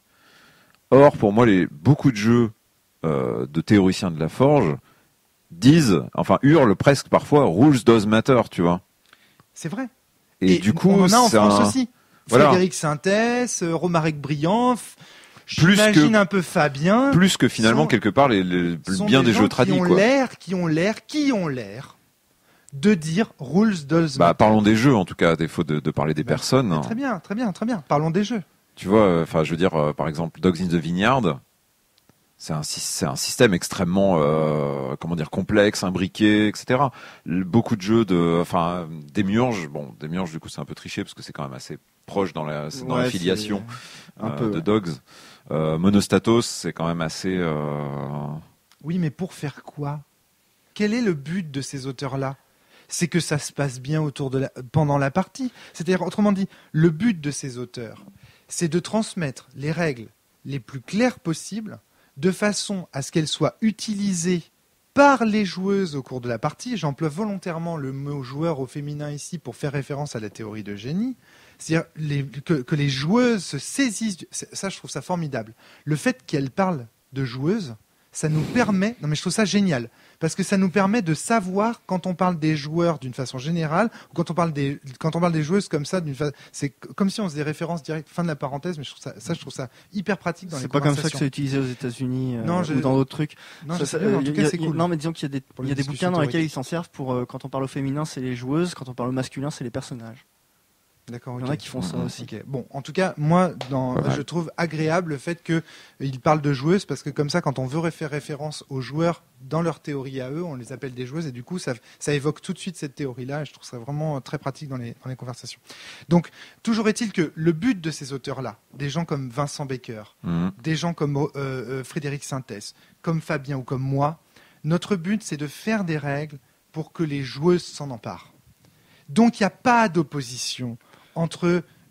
on n'est pas en train de dire qu'il faut les imposer, nos règles. On est en train de dire qu'elles doivent s'imposer, parce que si elles sont bien écrites... mais je vois pas ce qui vous fait rire. Parce que on doit pas les imposer, elles doivent s'imposer. C'est presque encore pire, mais en fait. Mais bien sûr que non, au contraire. Mais vous n'êtes pas des lecteurs de Rousseau. Vous n'êtes pas philosophe. Et c'est pour ça que vous ne comprenez pas la différence. Une règle qui s'impose parce que les gens choisissent de l'adopter. Une règle qu'on s'est imposée à soi-même. Ah oui. C'est la plus belle des règles. On parle de différentes formes d'autorité aussi. Là, mais on parle de contrat social. Mais évidemment, on ne parle que de ça. On parle de sciences politiques, là. Et en fait, ce que dit Eugénie, c'est... Quand on dit Rules does matter, on a la sensation que les auteurs devraient être des flics en train d'imposer les règles, tu vois, aux joueuses autour de la table. Il faudrait comme ça... C'est pas ce que je défends. Moi, ce que je défends, c'est l'idée que si des règles sont bien écrites, s'il y a le bon nombre de conseils, ni trop peu, si les règles sont logiques, cohérentes, si elles s'imbriquent parfaitement avec l'univers, je finis, Jérôme, 30 secondes, eh bien, logiquement, les joueuses devraient être heureuses de s'en saisir. Et donc, elles devraient même pas... Si on sent que des règles sont des règles, c'est qu'elles sont mal écrites. C'est qu'elles nous étouffent, c'est que c'est pas bien. Les bonnes règles, c'est celles qu'on ne sent même pas, qu'on accepte par elles-mêmes parce qu'elles font sens dans le cadre de la partie que l'on veut jouer ce soir. Ça, c'est un premier élément de réponse. Et j'en ai des tas. Voilà, Jérôme. Allez. Ouais, bon, pour parler d'autre chose, parce que j'ai l'impression que ça peut être pas mal de préciser pour désamorcer certaines critiques ou quoi, notamment aussi que tu as pu faire, Vivien.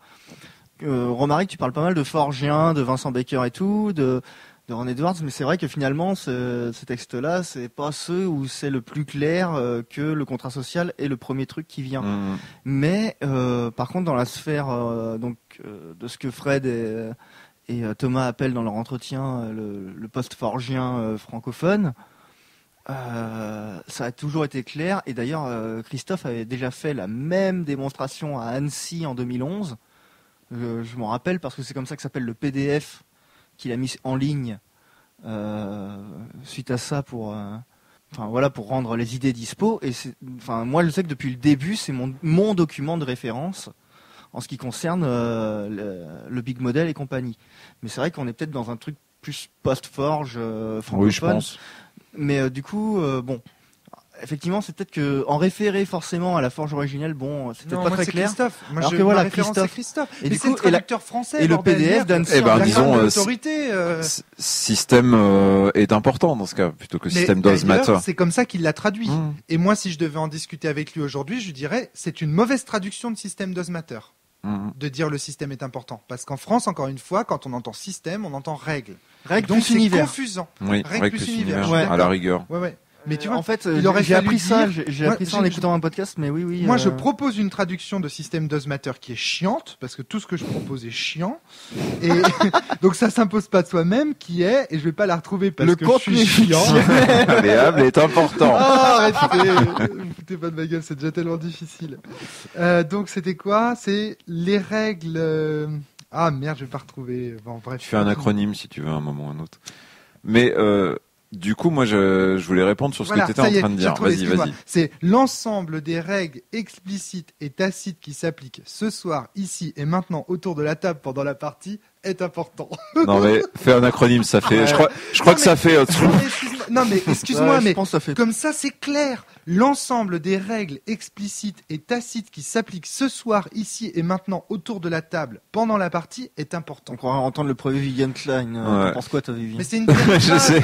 C'est-à-dire que le mot système n'a pas de sens. C'est attends. On s'engueule tous parce qu'on ne sait pas ce que c'est que le système. Voilà, moi c'est tout ce que j'avais à dire. Mais il n'existe pas de système premier Wittgenstein. Non, pour moi dire qu'on s'engueule parce qu'on se comprend pas, c'est une erreur. Parce que certes, on s'engueule en partie parce qu'on se comprend pas, mais on s'engueule aussi parce que il y a des théories différentes. Donc KF, donc Félix. Je connais pas son nom de famille en fait, je me rends compte d'un coup. Bérou. Bon, bref, Félix de la Clé des Nuages, donc dirait qu'on parle de paradigme. Et l'avantage de paradigme, comme notion, c'est que c'est accepter l'idée que on regarde les choses selon des directions différentes. C'est-à-dire qu'il y a quand même clairement des différences de théorisation entre de présupposés, de principes entre des jeux de par exemple Frédéric Sintès, entre un démiurge et un Clé des Nuages par exemple. Oui. Clairement. Oui. Et il y a, voilà. Donc, du coup, il y a bien une différence, malgré tout, si tu veux. Je pense que, par exemple, les personnes qui jouent en performance ou qui disent joueuse does matter se sentiraient peut-être moins à l'aise avec un jeu comme Démiurge qu'avec un jeu comme la Clé des Nuages. Tu vois ce que je veux dire? Mais bien sûr. Voilà. Ouais. Et je voulais dire autre chose et j'ai complètement oublié parce qu'entre-temps, il y a eu plusieurs digressions sur les règles Alors, pour moi, à partir du moment où tu dis qu'une règle bien faite, qui va bien avec l'univers, fera plaisir aux joueuses, tu sors du système joueuse does matter. Fera plaisir aux joueuses, j'ai dit. Non, c'est pas ce que j'ai dit. Je dis que elle est élégante et donc les joueuses l'acceptent d'elles-mêmes, quoi. Ouais. Voilà. C'est pas qu'elle fait plaisir, parce que non, mais peu importe, d'accord. C'était pas ça le centre. Convient. Oui, convient si tu veux. Pour moi, à partir du moment où tu utilises ça comme une espèce de comme une valeur, peut-être pas universelle, mais ce que je veux dire, c'est que dans l'absolu, cette règle est bonne parce qu'elle s'intègre bien au système, parce que etc. Et donc forcément, ça marche pas. En fait, pour moi, joueuse does matter, c'est la joueuse décide quelle est la règle qui l'intéresse ou pas. Que toi, auteur, c'est exactement ce que je dis. Non, c'était pas ce que tu disais justement. Mais si, je suis en train de te dire un truc de ouf. C'est un truc de ouf que c'est cette conversation. Alors travaillons ça, du coup. Donc la joueuse does matter, ça veut dire je prends le livre, Ouais. d'accord, et je prends les règles qui m'intéressent. Ok, là je suis d'accord. Moi je te dis, le but d'un auteur, c'est de faire que des règles qui intéressent la joueuse. Eh ben pour moi c'est pas possible. Enfin, comment dire? Oui, mais tu peux y Évidemment tendre, que encore c'est une pas fois. possible. Tu peux pas y tendre en fait parce que les groupes sont différents. Ah là là. Et donc c'est donc essentialiser les groupes en fait en Ah, quelque c'est sorte. intéressant ce que tu dis. Non mais Pour moi. bien Bah, Non, sûr. c'est vraiment ce que Non, j'essaye mais de. Du coup, je veux bien que tu développes du coup cette histoire d'essentialiser les groupes. Mais évidemment. Alors, Évidemment. Mais c'est juste qu'on crée tous. Enfin, un auteur, il crée pas des jeux pour des gens qui ne lui ressemblent pas. Ah Il oui, crée des jeux pour des joueuses qui lui ressemblent. d'accord. Et oui. Là on commence déjà à Là, s'approcher mais un peu bien plus de sûr. quelque chose avec Mais lequel je suis ça veut d'accord. pas dire que les jeux doivent plaire à tout le monde. Mhm. C'est pas à moi que tu feras dire des conneries pareilles. Ça veut dire que, en gros, le jeu, un bon jeu, c'est un jeu qui s'adresse à son public et dans lequel son public va accepter un maximum de règles parce que Ok. les joueuses sont satisfaites de ces règles-là. Bah là on arrive à une définition qui me convient davantage. Mais ça n'a jamais été une autre Mais définition que la c'est pour ça que mienne. c'est pas mal d'être explicite là-dessus. Ben, Parce que pour moi c'est pas ce que j'entendais forcément. C'est dans vrai ce que tu moi, dit je comme ne ça, sais- c'est pas mal. Moi, je ne Ouais. cesse d'expliciter mes propos. Ah là, et la j'ai preuve que 3 non, c'est pour ça pages. que je te demandais. Mais c'est bien, tant mieux. C'était Moi, pas pour te piéger, c'était vraiment pour qu'on explicite le truc, parce que pour moi Évidemment justement. un jeu ne doit. Mais ce serait vraiment. Alors là, pour le coup, il faudrait l'autorité d'un tyran pour obliger. Pour faire en sorte qu'un jeu soit accepté par tout le monde dans l'intégralité. Oui, de mais ses tu règles. vois, par Impossible. exemple, tu peux tomber dans des travers. Tu peux dire, ok, je fais un jeu de science-fiction, donc mes règles doivent plaire à tous les amateurs de ce type de science-fiction, par exemple. Tu vois. Mais non, mais en Ce que je veux dire, réalité- c'est que l'univers lui-même, par exemple, Alors, ne du suffit coup, t'appelles pas. ça méga. Alors, C'est du ça. coup, il faut que je fasse des précisions parce que je sens bien, je vois bien le problème en fait. Mm. C'est que l'auteur, alors c'est très compliqué ça, mais l'auteur n'a pas autorité. Alors c'est ça qui est compliqué, mais il y a des parties de sens qui sont jouées en ce moment. Ouais. D'accord. Et je n'y assiste pas. Mhm. Je ne suis pas là pour dire ce que j'en pense. C'est ce qu'il croit. Enfin, Pour autant- toi, ton clone peut-être, Pour mais autant, ce sont des parties de sens qui sont en train d'être jouées là.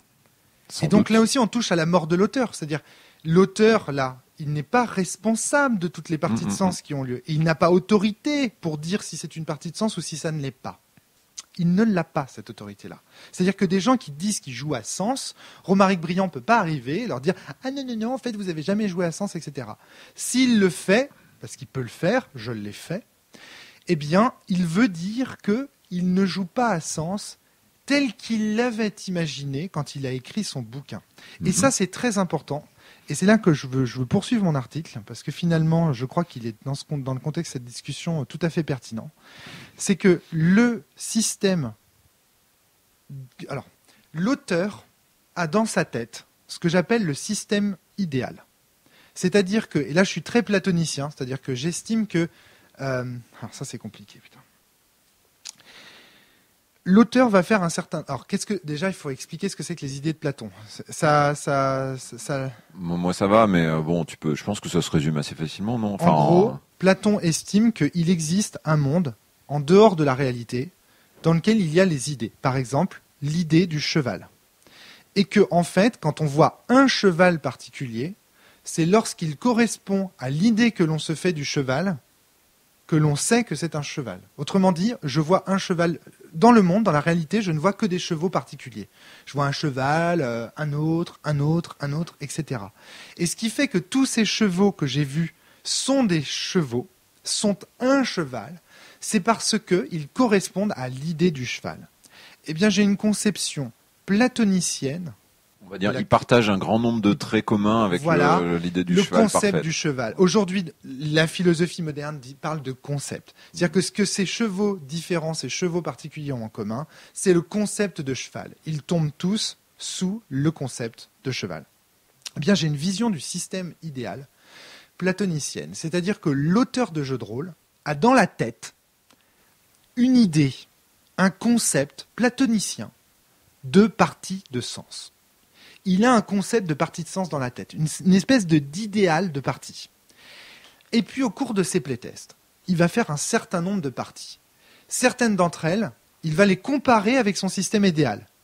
Il va dire si oui ou non, au cours de ses playtests, la partie qu'il a jouée, la partie particulière, correspondait ou non à son système idéal de sens. Puis un jour, il va faire une partie, il va dire « ça, c'était une partie de sens, telle que je la veux, telle que je veux l'avoir partagée ». Un autre, il va faire une partie, puis là, elle va pas être satisfaisante, elle ne correspond pas à son système idéal.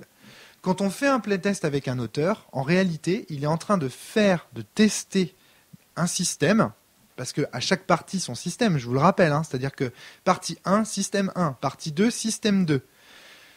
Quand la partie, mettons, il fait 3 parties comme ça, partie 1, système 1, partie 2, système 2, partie 3, système 3. Il constate que lorsqu'il fait la partie 1 avec le système 1, il obtient une partie de sens.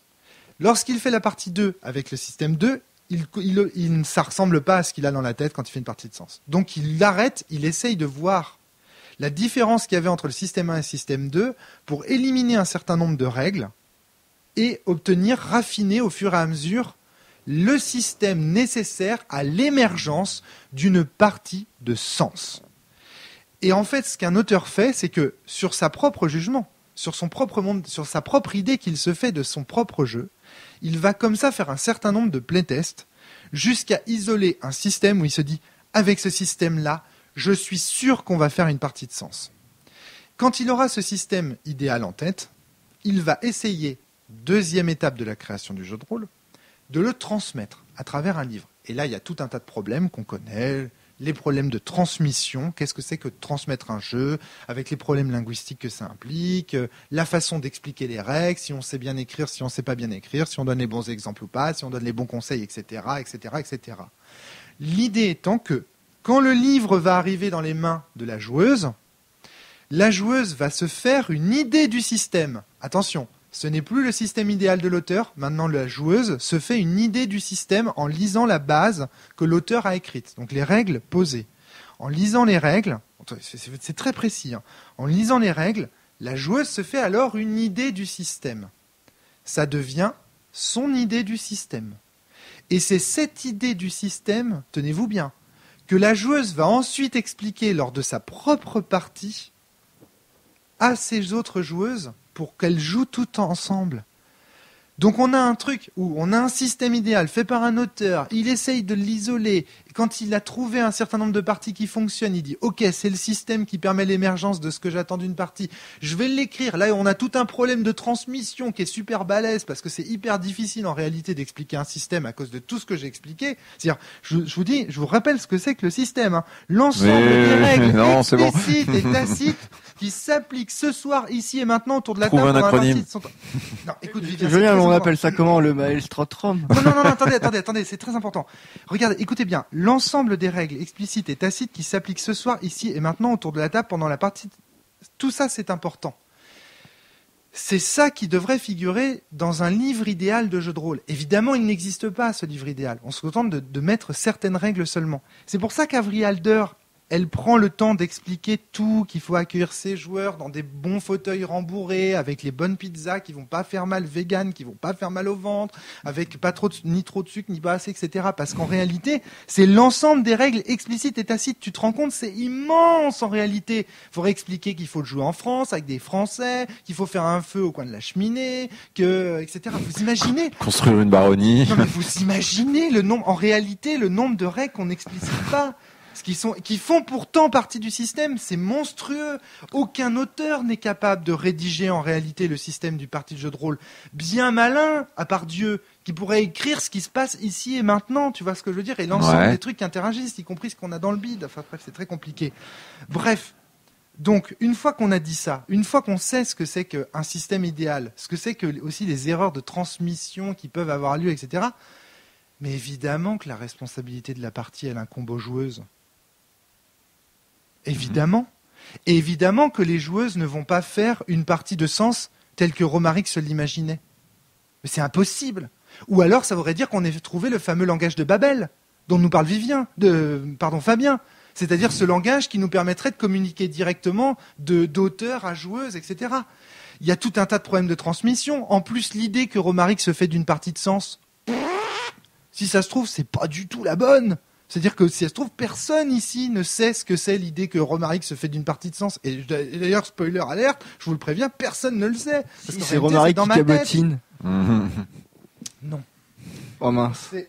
Donc, est-ce que vous voyez les problèmes là? Est-ce que ça va ou je vous ai perdu? Oui, non, si, ouais, c'est... Mais du coup... Et du coup, joueuse does matter, mais bien évidemment. Et je pense que on nous voit... Moi, je suis triste. Voilà, je tiens à dire, je suis triste parce qu'on me voit comme un auteur tyrannique, parce que je parle de l'importance des règles, etc. Je l'ai fait pour de bonnes raisons à une époque donnée, comme l'a dit Jérôme tout à l'heure. Il y avait un moment donné, on s'en foutait trop des règles. Aujourd'hui, on y prête trop d'importance. On a trop tendu la corde. Voilà. J'ai pas l'impression de m'être jamais foutu des règles. Après, je veux pas dire prendre mon cas comme une généralité, mais j'ai l'impression qu'on a peut-être un peu exagéré aussi le fait de se foutre des règles d'un autre côté, quoi. Après, moi, j'ai plusieurs choses à répondre à ça. C'est que déjà, est-ce que l'idée de la partie idéale, même en admettant qu'elle est inatteignable et que tu aies conscience qu'elle soit inatteignable, Système idéal. Système idéal. Parce que les parties justement sont pas idéales puisqu'elles sont des exemplarités en fait Ouais, mais tu vois, le problème c'est que rien n'est séparable en fait quasiment le système de la partie, puisque le système c'est ce qu'on fait c'est ce qu'on utilise pendant la partie, tu vois. Si on part du principe que le système c'est les règles qu'on utilise pendant la partie, la façon dont les joueuses s'intègrent dedans, enfin etc. Donc c'est très très très lié directement à la partie. Moi j'ai l'impression que tu m'as fait une super critique en préparation du podcast. J'espère que tu vas la formuler. Laquelle? Celle où tu disais, si on comprend tout ça comme système, en fait, comme oui. Tu l'as mais je l'avais en tête. Je l'avais en tête depuis tout à l'heure, mais je la formulerai peut-être pas aussi bien. Mais pour moi, en fait, j'ai l'impression de mon parcours de joueur, toutes les fois où j'ai eu une espèce de peut-être de partie idéale, mais dans le sens de système idéal, tu vois, et parfois peut-être de partie idéale, donc c'est peut-être là qu'était le défaut, je me suis cassé les dents. En fait, toutes les fois où mes parties de jeu de rôle ont été agréables ou chouettes, il y a peut-être eu une ou des exceptions où ça a marché, mais la plupart du temps, c'est quand je savais pas à quoi m'attendre. En réalité. Ah putain, ça c'est hyper important. Là, tu m'ouvres les yeux sur un truc aussi, c'est que je réalise que tout le monde ne fait pas du jeu de rôle pour transmettre un système idéal. Voilà, et je pense que c'est peut-être là qu'est la différence du coup, si une fois qu'on a poussé un peu plus les marqueurs. Ouais, très bien. Ouais. Maintenant, effectivement, alors après, je sais pas trop. J'ai l'impression qu'on est allé beaucoup plus loin que cette histoire de système où je te disais tout à l'heure, effectivement, que bien sûr que les règles, les joueuses, le scénario, ce qu'on a bouffé aujourd'hui, l'état d'esprit dans lequel on est, etc. est important. Donc à partir de là, si on dit ça, système does matter, c'est une évidence, quoi, en un sens. Si on met tout ça là-dedans, évidemment que le système does matter. Voilà. Oui, mais c'est peut-être évident, mais à un moment donné, en fait, le fait de montrer que le jeu de rôle, c'était une... Moi, je trouve que ta critique, là, cette critique-là, elle touche vraiment, elle est vraiment bien, quoi. Mais d'un autre côté, à un moment donné, j'ai la sensation qu'historiquement, c'était important de montrer que le jeu de rôle était une activité sociale. Et que du coup, elle était traversée par toutes les tensions qui traversent tout type d'activité sociale. Qu'elle n'est pas une activité en dehors du temps et de l'espace. Que c'est important qui est autour de la table, que c'est important la façon dont justement les règles sont appliquées, que qui les applique, qui les explique, comment elles sont expliquées, etc. J'ai l'impression que ça a fait du bien, que ça a débloqué des choses quand même. Jérôme, tu voulais ajouter quelque chose, je crois. Ouais, en fait... Alors, je peux comprendre qu'on pense que la cellule a trop défendu le rule set matter. Rule does matter, mais ça, c'est clair. Mais en fait, c'est... c'est compréhensible, mais c'est un procès qui est malheureux. Mais vraiment malheureux parce que... En fait, c'est pour ça que je suis malheureux un peu. Parce que la cellule a très peu dit ça, en vrai. C'est juste que quand elle teste des jeux dans le format one-shot, c'est une question qu'on se pose pour les mêmes raisons que je disais tout à l'heure. C'est que si on veut tester un jeu dans le sens test de jeu vidéo critique, ou d'une critique, c'est vraiment le...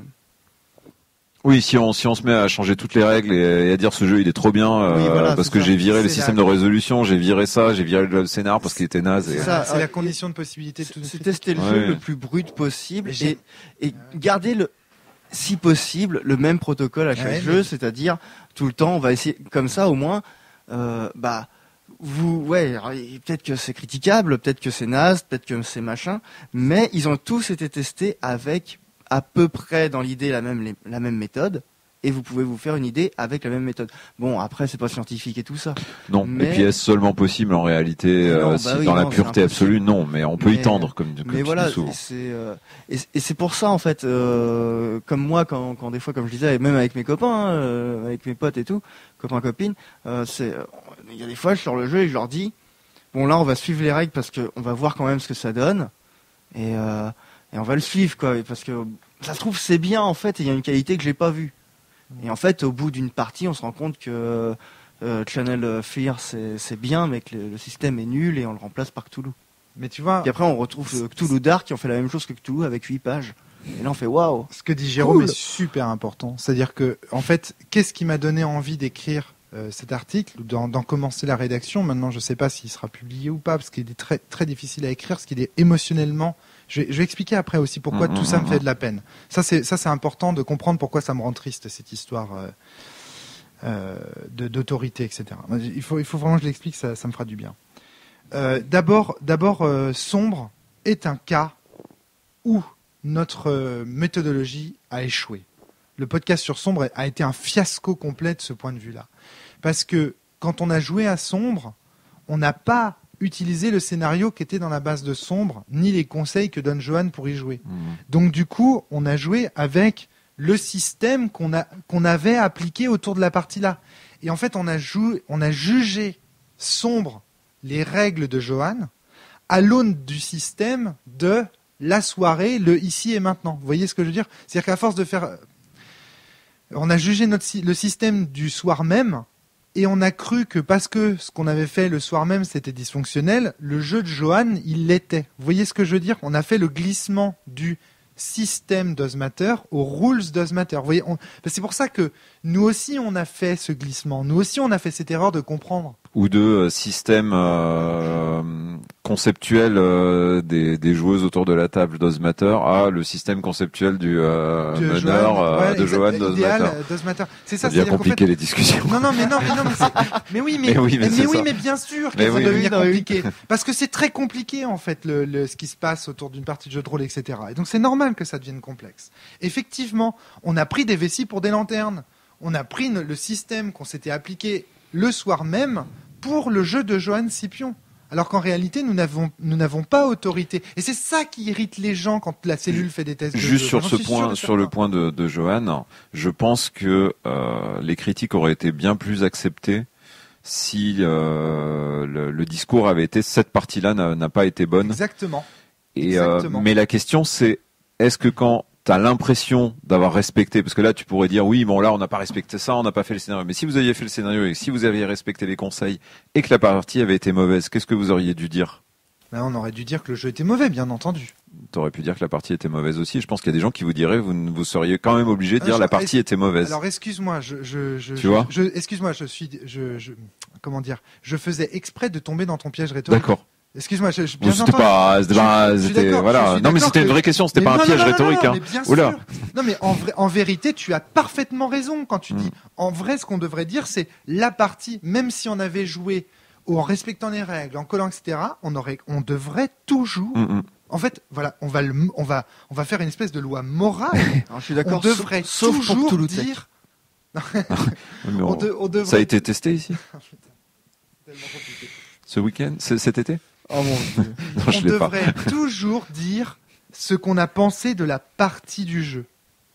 Jamais dire ce qu'on pense du jeu lui-même. Quitte à laisser ensuite les auditeurs décider ensuite pour eux-mêmes si du coup... Et c'est là que je suis d'accord avec Jérôme. Ah. On est transparent à la cellule. C'est-à-dire que, ok, au cours des débriefs, on fait les raccourcis de langage, on dit le jeu ceci, le jeu cela, mais chacun sait qu'on a fait une partie avant, et donc que l'on juge la partie. Ce qui n'était pas le cas dans les magazines et dans les critiques qu'on pouvait lire sur Internet avant la cellule. Et c'est ça qu'il faut dire. C'est-à-dire qu'à un moment donné, ok, d'accord, c'est vrai, on ne dit pas qu'on est en train de critiquer la partie, mais vous savez, chers auditeurs, que la partie a eu lieu avant. Et donc que c'est bel et bien de la partie dont on parle, et de rien d'autre. Ça veut dire que, oui, d'accord, on fait ce glissement, mais nous sommes transparents sur la méthodologie.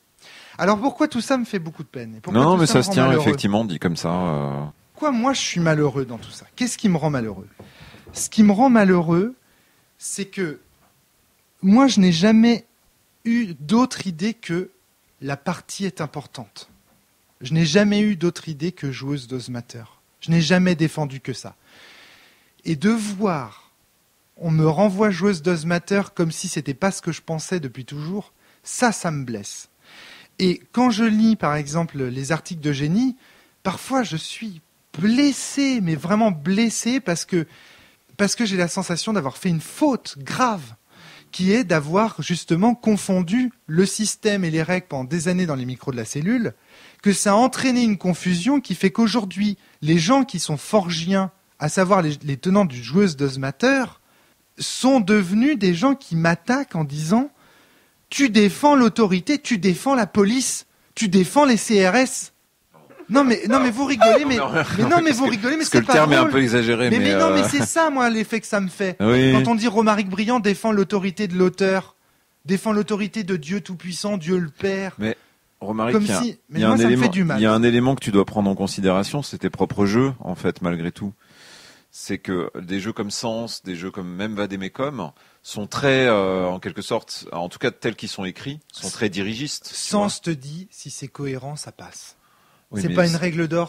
Et ensuite, il passe 99% du temps à écrire comment ça se passe, tu vois. Il écrit des nouvelles dont le MJ doit s'inspirer pour faire ses scénarios, ses textos dans la base. Certes, mais tu vois, c'est quand même une mode d'écriture qui n'est pas celui de la plupart des jeux de rôle. La plupart des jeux de rôle te laissent plus de, laisse plus de flou. Pour les campagnes, hein? Parce que c'est une campagne, Sens. Hein. Oui, je suis pas sûr que les campagnes laissent autant de flou.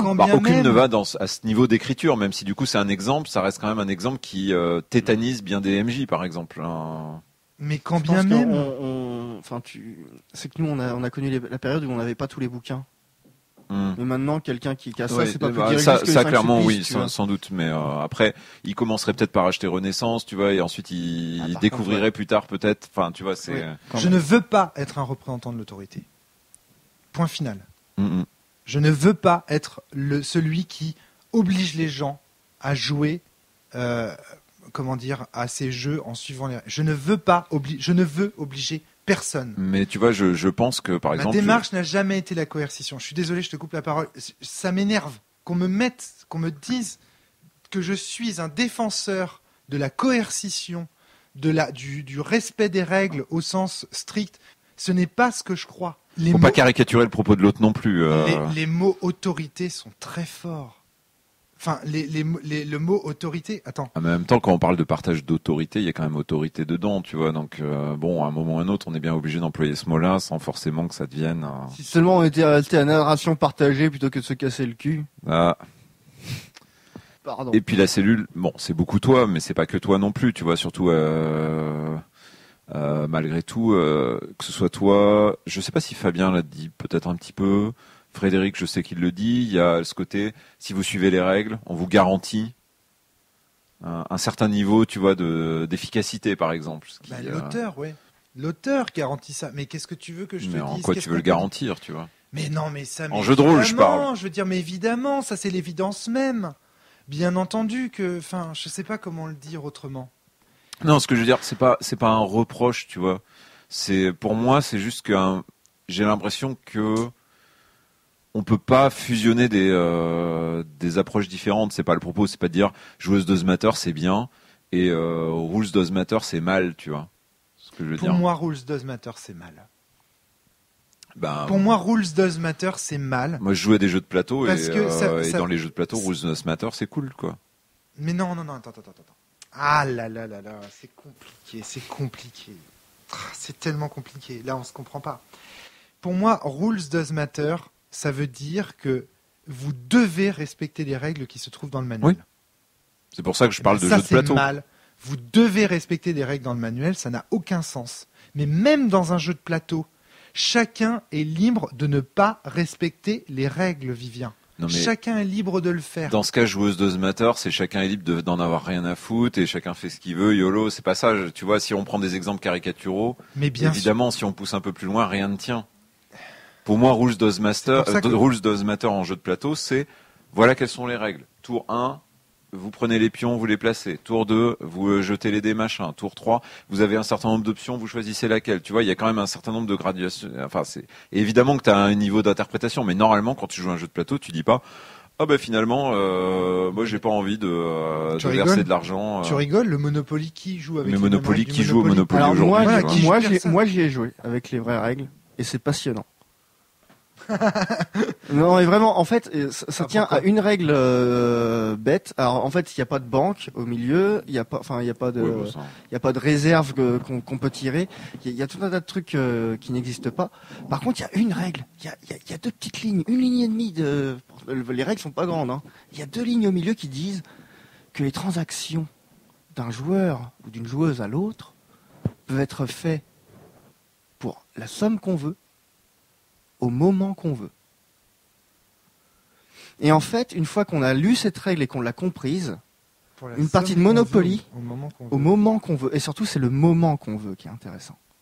C'est-à-dire qu'à partir du moment où tout le monde a compris cette règle, autour d'une table de Monopoly, c'est la foire. Ah, t'as eu ce quartier et tout. Eh, vas-y, je t'ai prêté ma voiture. Ça te dit que je te la reprête pas et tout. Non, tu me le fais à 500 celui-là, s'il te plaît. Et les gens ils commencent à négocier autour en utilisant des règles qui n'ont rien à voir avec le jeu parce que le jeu n'a pas de roleplay. Et donc tout le monde se met à négocier, mais vraiment négocier comme des marchands de tapis pour obtenir tout et n'importe quoi et les quartiers. Parce qu'en fait tu es obligé d'acheter les quartiers quand tu te rends compte que les négociations se font tout le temps. Ça s'achète, etc. Enfin, bref, c'est pas le Monopoly le sujet, mais vraiment. Ça devient un jeu de manipulation en vrai, de vraie manipulation parce que tu cherches à faire à acheter les quartiers aux gens. Vraiment, il y a moyen de dépouiller des gens juste par la tchatch, quoi. D'ailleurs, c'est ce qui m'est arrivé. L'exemple du Monopoly, si tu veux, c'est juste pour dire, ça n'a pas de, imposer les règles, ça n'a pas de sens. Mais les règles de les imposer en un sens, tu vois. Non mais ce que je veux dire c'est que alors dans ce cas-là, quand j'achète un jeu de plateau, je le prends, je lis les règles, j'essaye autant que possible de respecter les règles telles qu'elles sont écrites. Les joueurs avec moi sont là aussi pour jouer au jeu de plateau, donc respectent autant que possible les règles. Ceux qui ne le font pas volontairement sont considérés comme tricheurs.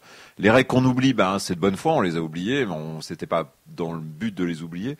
Et si à un moment quelque part une règle nous semble pourrie, mais vraiment pourrie, sauf si c'est vraiment un petit point de détail et c'est super rare, on dira le jeu il est nul et on arrêtera d'y jouer quoi. Et je vais pousser, et je suis d'accord avec Vivien et je vais pousser plus. Le Monopoly, j'ai trouvé ça nul pendant plein de parties parce qu'il y avait quoi, un tour entier où personne n'avait le droit d'acheter, donc ça servait à rien ou je sais pas quoi. Ensuite il y avait une banque au milieu et puis après tout le monde attendait religieusement son tour pour acheter des quartiers. Alors qu'en fait, le jour où j'ai lu les règles, en fait, tout le monde se battait autour de la table pour s'acheter des trucs les uns les autres. Il y avait des billets qui volaient, quoi, je veux dire. Bon, alors dans ce cas-là, c'était Wall Street. Expliquez-moi, si vraiment personne ne pense que les règles s'imposent, expliquez-moi la phrase de génie. Dans l'approche forgienne, il se retrouve face à un choix purement binaire, jouer ou ne pas jouer au jeu. Mais moi, je sais pas, moi, ça, c'est génie après. Pour moi, un jeu de plateau, je me retrouve devant le choix binaire, jouer ou ne pas jouer au jeu. Mais ça, c'est pas l'approche forgienne. Moi, j'ai jamais dit que le choix était binaire, qu'on pouvait d'un côté jouer et de l'autre ne pas jouer au jeu. Mais ça, c'est effectivement là du coup, ça justifie toute l'explication que tu donnes depuis tout à l'heure. Ce qui peut prêter à confusion, ça a été les propos des fois peut-être qui ont été tenus comme quoi, si on change des règles, on ne joue pas au jeu même, mais à la version personnelle de. Et c'est là que c'est le système d'Osmater en fait. C'est ça. Mais c'est juste que c'était très mal formulé. C'est ce que je dis, c'est que je pense que c'est essentiellement ça. À mon avis, on peut pas ne pas faire d'erreur en 10 ans de podcast. Ce n'est pas possible.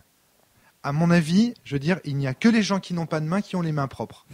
À un moment donné, je veux dire, moi je pense que mon erreur, ça a été notamment ce genre de phrase, par exemple, de dire si t'enlèves une des règles du jeu, tu joues plus au jeu. C'est ça. Nanana. Alors qu'en réalité, c'est juste que si tu enlèves une des règles du jeu, tu prends le risque de ne pas pouvoir accéder au parti idéal, au système idéal que l'auteur avait enflé.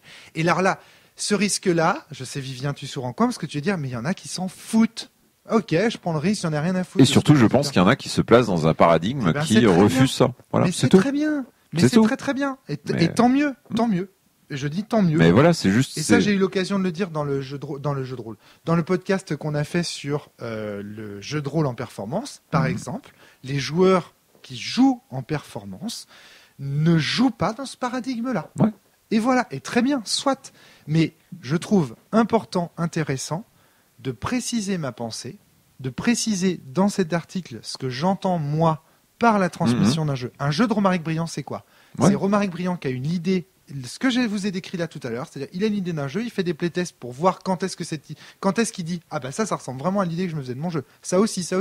Ah bah tiens, je vais écrire ce système, le système que j'ai obtenu ce soir ici et maintenant sur cette table, pour ensuite le transmettre et espérer, parce que je ne peux qu'espérer en vérité, parce que je ne suis pas, encore une fois, je n'ai pas le langage de Babel, je ne sais pas transmettre directement mes idées directement dans la tête des autres. Donc, mais je peux qu'espérer que des gens aient la chance de pouvoir obtenir une occasion, pas la chance, parce que sinon on dit que les parties de Romaric Briand sont les meilleures du monde, et l'occasion de reproduire les parties que Romaric Briand validerait comme étant des parties de son jeu.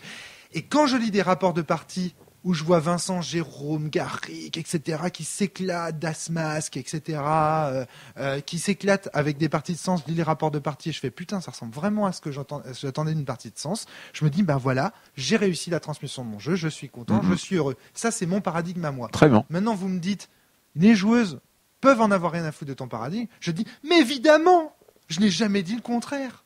Et c'est pour ça que quand elle dit jouer au jeu ou ne pas y jouer, tel est le choix purement binaire que proposent les Forgiens, je dis non, moi je n'ai pas envie de représenter ça. Moi je n'ai pas envie de dire j'ai envie qu'il y ait des gens qui jouent à Sens. D'ailleurs, je les encourage quand c'est le cas. Par exemple, Simon Lee a fait une campagne de Sens très personnelle. Sebi Jack, tu te souviens de Sebi Jack, Jérôme ?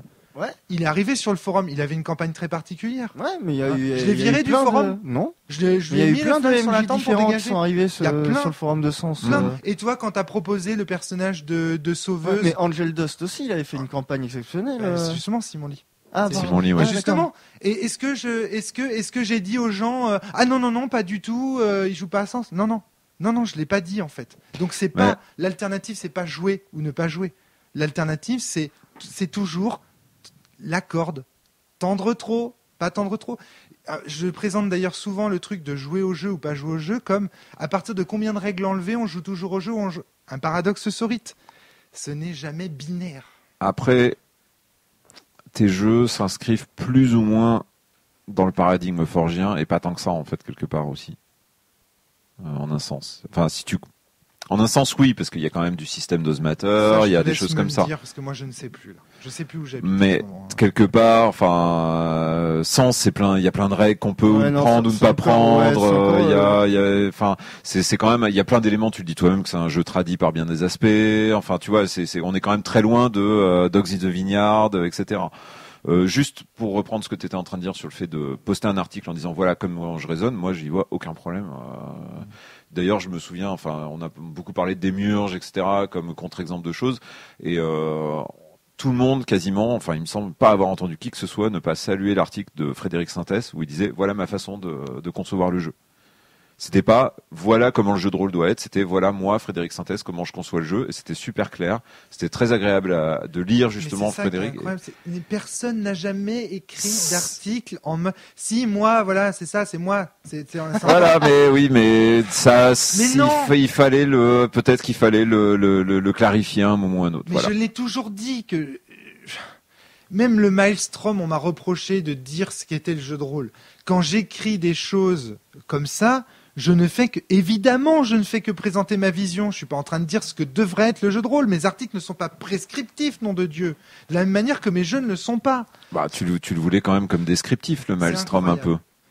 Non, tu le voulais pas comme descriptif, dans le l'idéal, Maelstrom. Mais si, parce que dans c'est un peu. Mais non, mais si, mais bien sûr. C'est pas un exemple, voilà. Parce que je suis comme tout le monde. J'ai envie, j'ai dans l'idée que ce que j'ai dans la tête, bah j'aimerais bien le partager. Voilà. Oui, mais je suis pas indifférent des autres. Il y a une différence entre partager un type de jeu que tu voudrais faire et dire quelque part j'ai une vision de comment une partie de jeu de rôle se comporte. Le Maelstrom, c'est quand même pas tout à fait juste voilà comment moi je joue au jeu de rôle, c'est plutôt voilà comment le jeu de rôle est joué. Moi j'aime beaucoup le principe du Maelstrom enfin c'est chouette de vouloir essayer de décrire une chose, mais le Maelstrom c'est pas voilà comment moi j'aime jouer au jeu de rôle. Non, mais c'est évident. Je veux dire, c'est dans un livre qui est signé Romaric Briand. C'est pas. Je veux dire, c'est vraiment, mais vraiment des critiques à la petite semelle. C'est-à-dire l'idée de dire que parce que l'article il est écrit de façon au présent de l'indicatif, c'est des règles comme écrit comme la Constitution française. Mais c'est pas des règles, Maelstrom, c'est une description. Mais Tu décris un phénomène. Un phénomène, et donc je décris de quel point de vue, à ton avis? De celui de Romaric Briand. Oui, mais de Romaric Briand qui essaye de prendre une vue plus surplombante. Mais moi, je suis pas en train de critiquer le Maelstrom, en plus. Mais non, Enfin, mais en fait, pour moi, ce qui fait l'intérêt du Maelstrom, c'est justement une tentative de ta part de décrire de la manière la plus objective possible. Ouais. Ce qui ne veut pas dire qu'il n'y a pas de la subjectivité dedans. Valentin Touzeau me disait que le problème en fait des articles théoriques en jeu de rôle, et notamment des miens, c'est qu'en fait, moi, je viens d'un monde universitaire dans lequel les articles ils sont écrits comme ça. Ouais. Et dont il est évident que c'est les thèses des auteurs qui sont... Bien sûr que c'est la thèse, mais moi je le prends comme ça. Voilà, tu vois, et pas le jeu de rôle tel qu'il doit être. Mais je fais une différence entre l'article du Maelstrom, qui se veut une thèse descriptive du jeu de rôle, qui va peut-être peut-être pas pour tous les jeux de rôle, peut-être, j'en sais rien, peu importe. Et de quoi on parlait juste avant. Les jeux et rôles. Oui, et de ta vision de ton jeu quand tu l'écris, qui là relève plus d'une école artistique, on va dire en quelque sorte, ou d'une forme de voilà comment moi, auteur ou artiste ou ce que tu veux, je conçois. Je dis que voilà. Et pour moi, c'est deux choses très différentes. Les deux se critiquent pas de la même façon.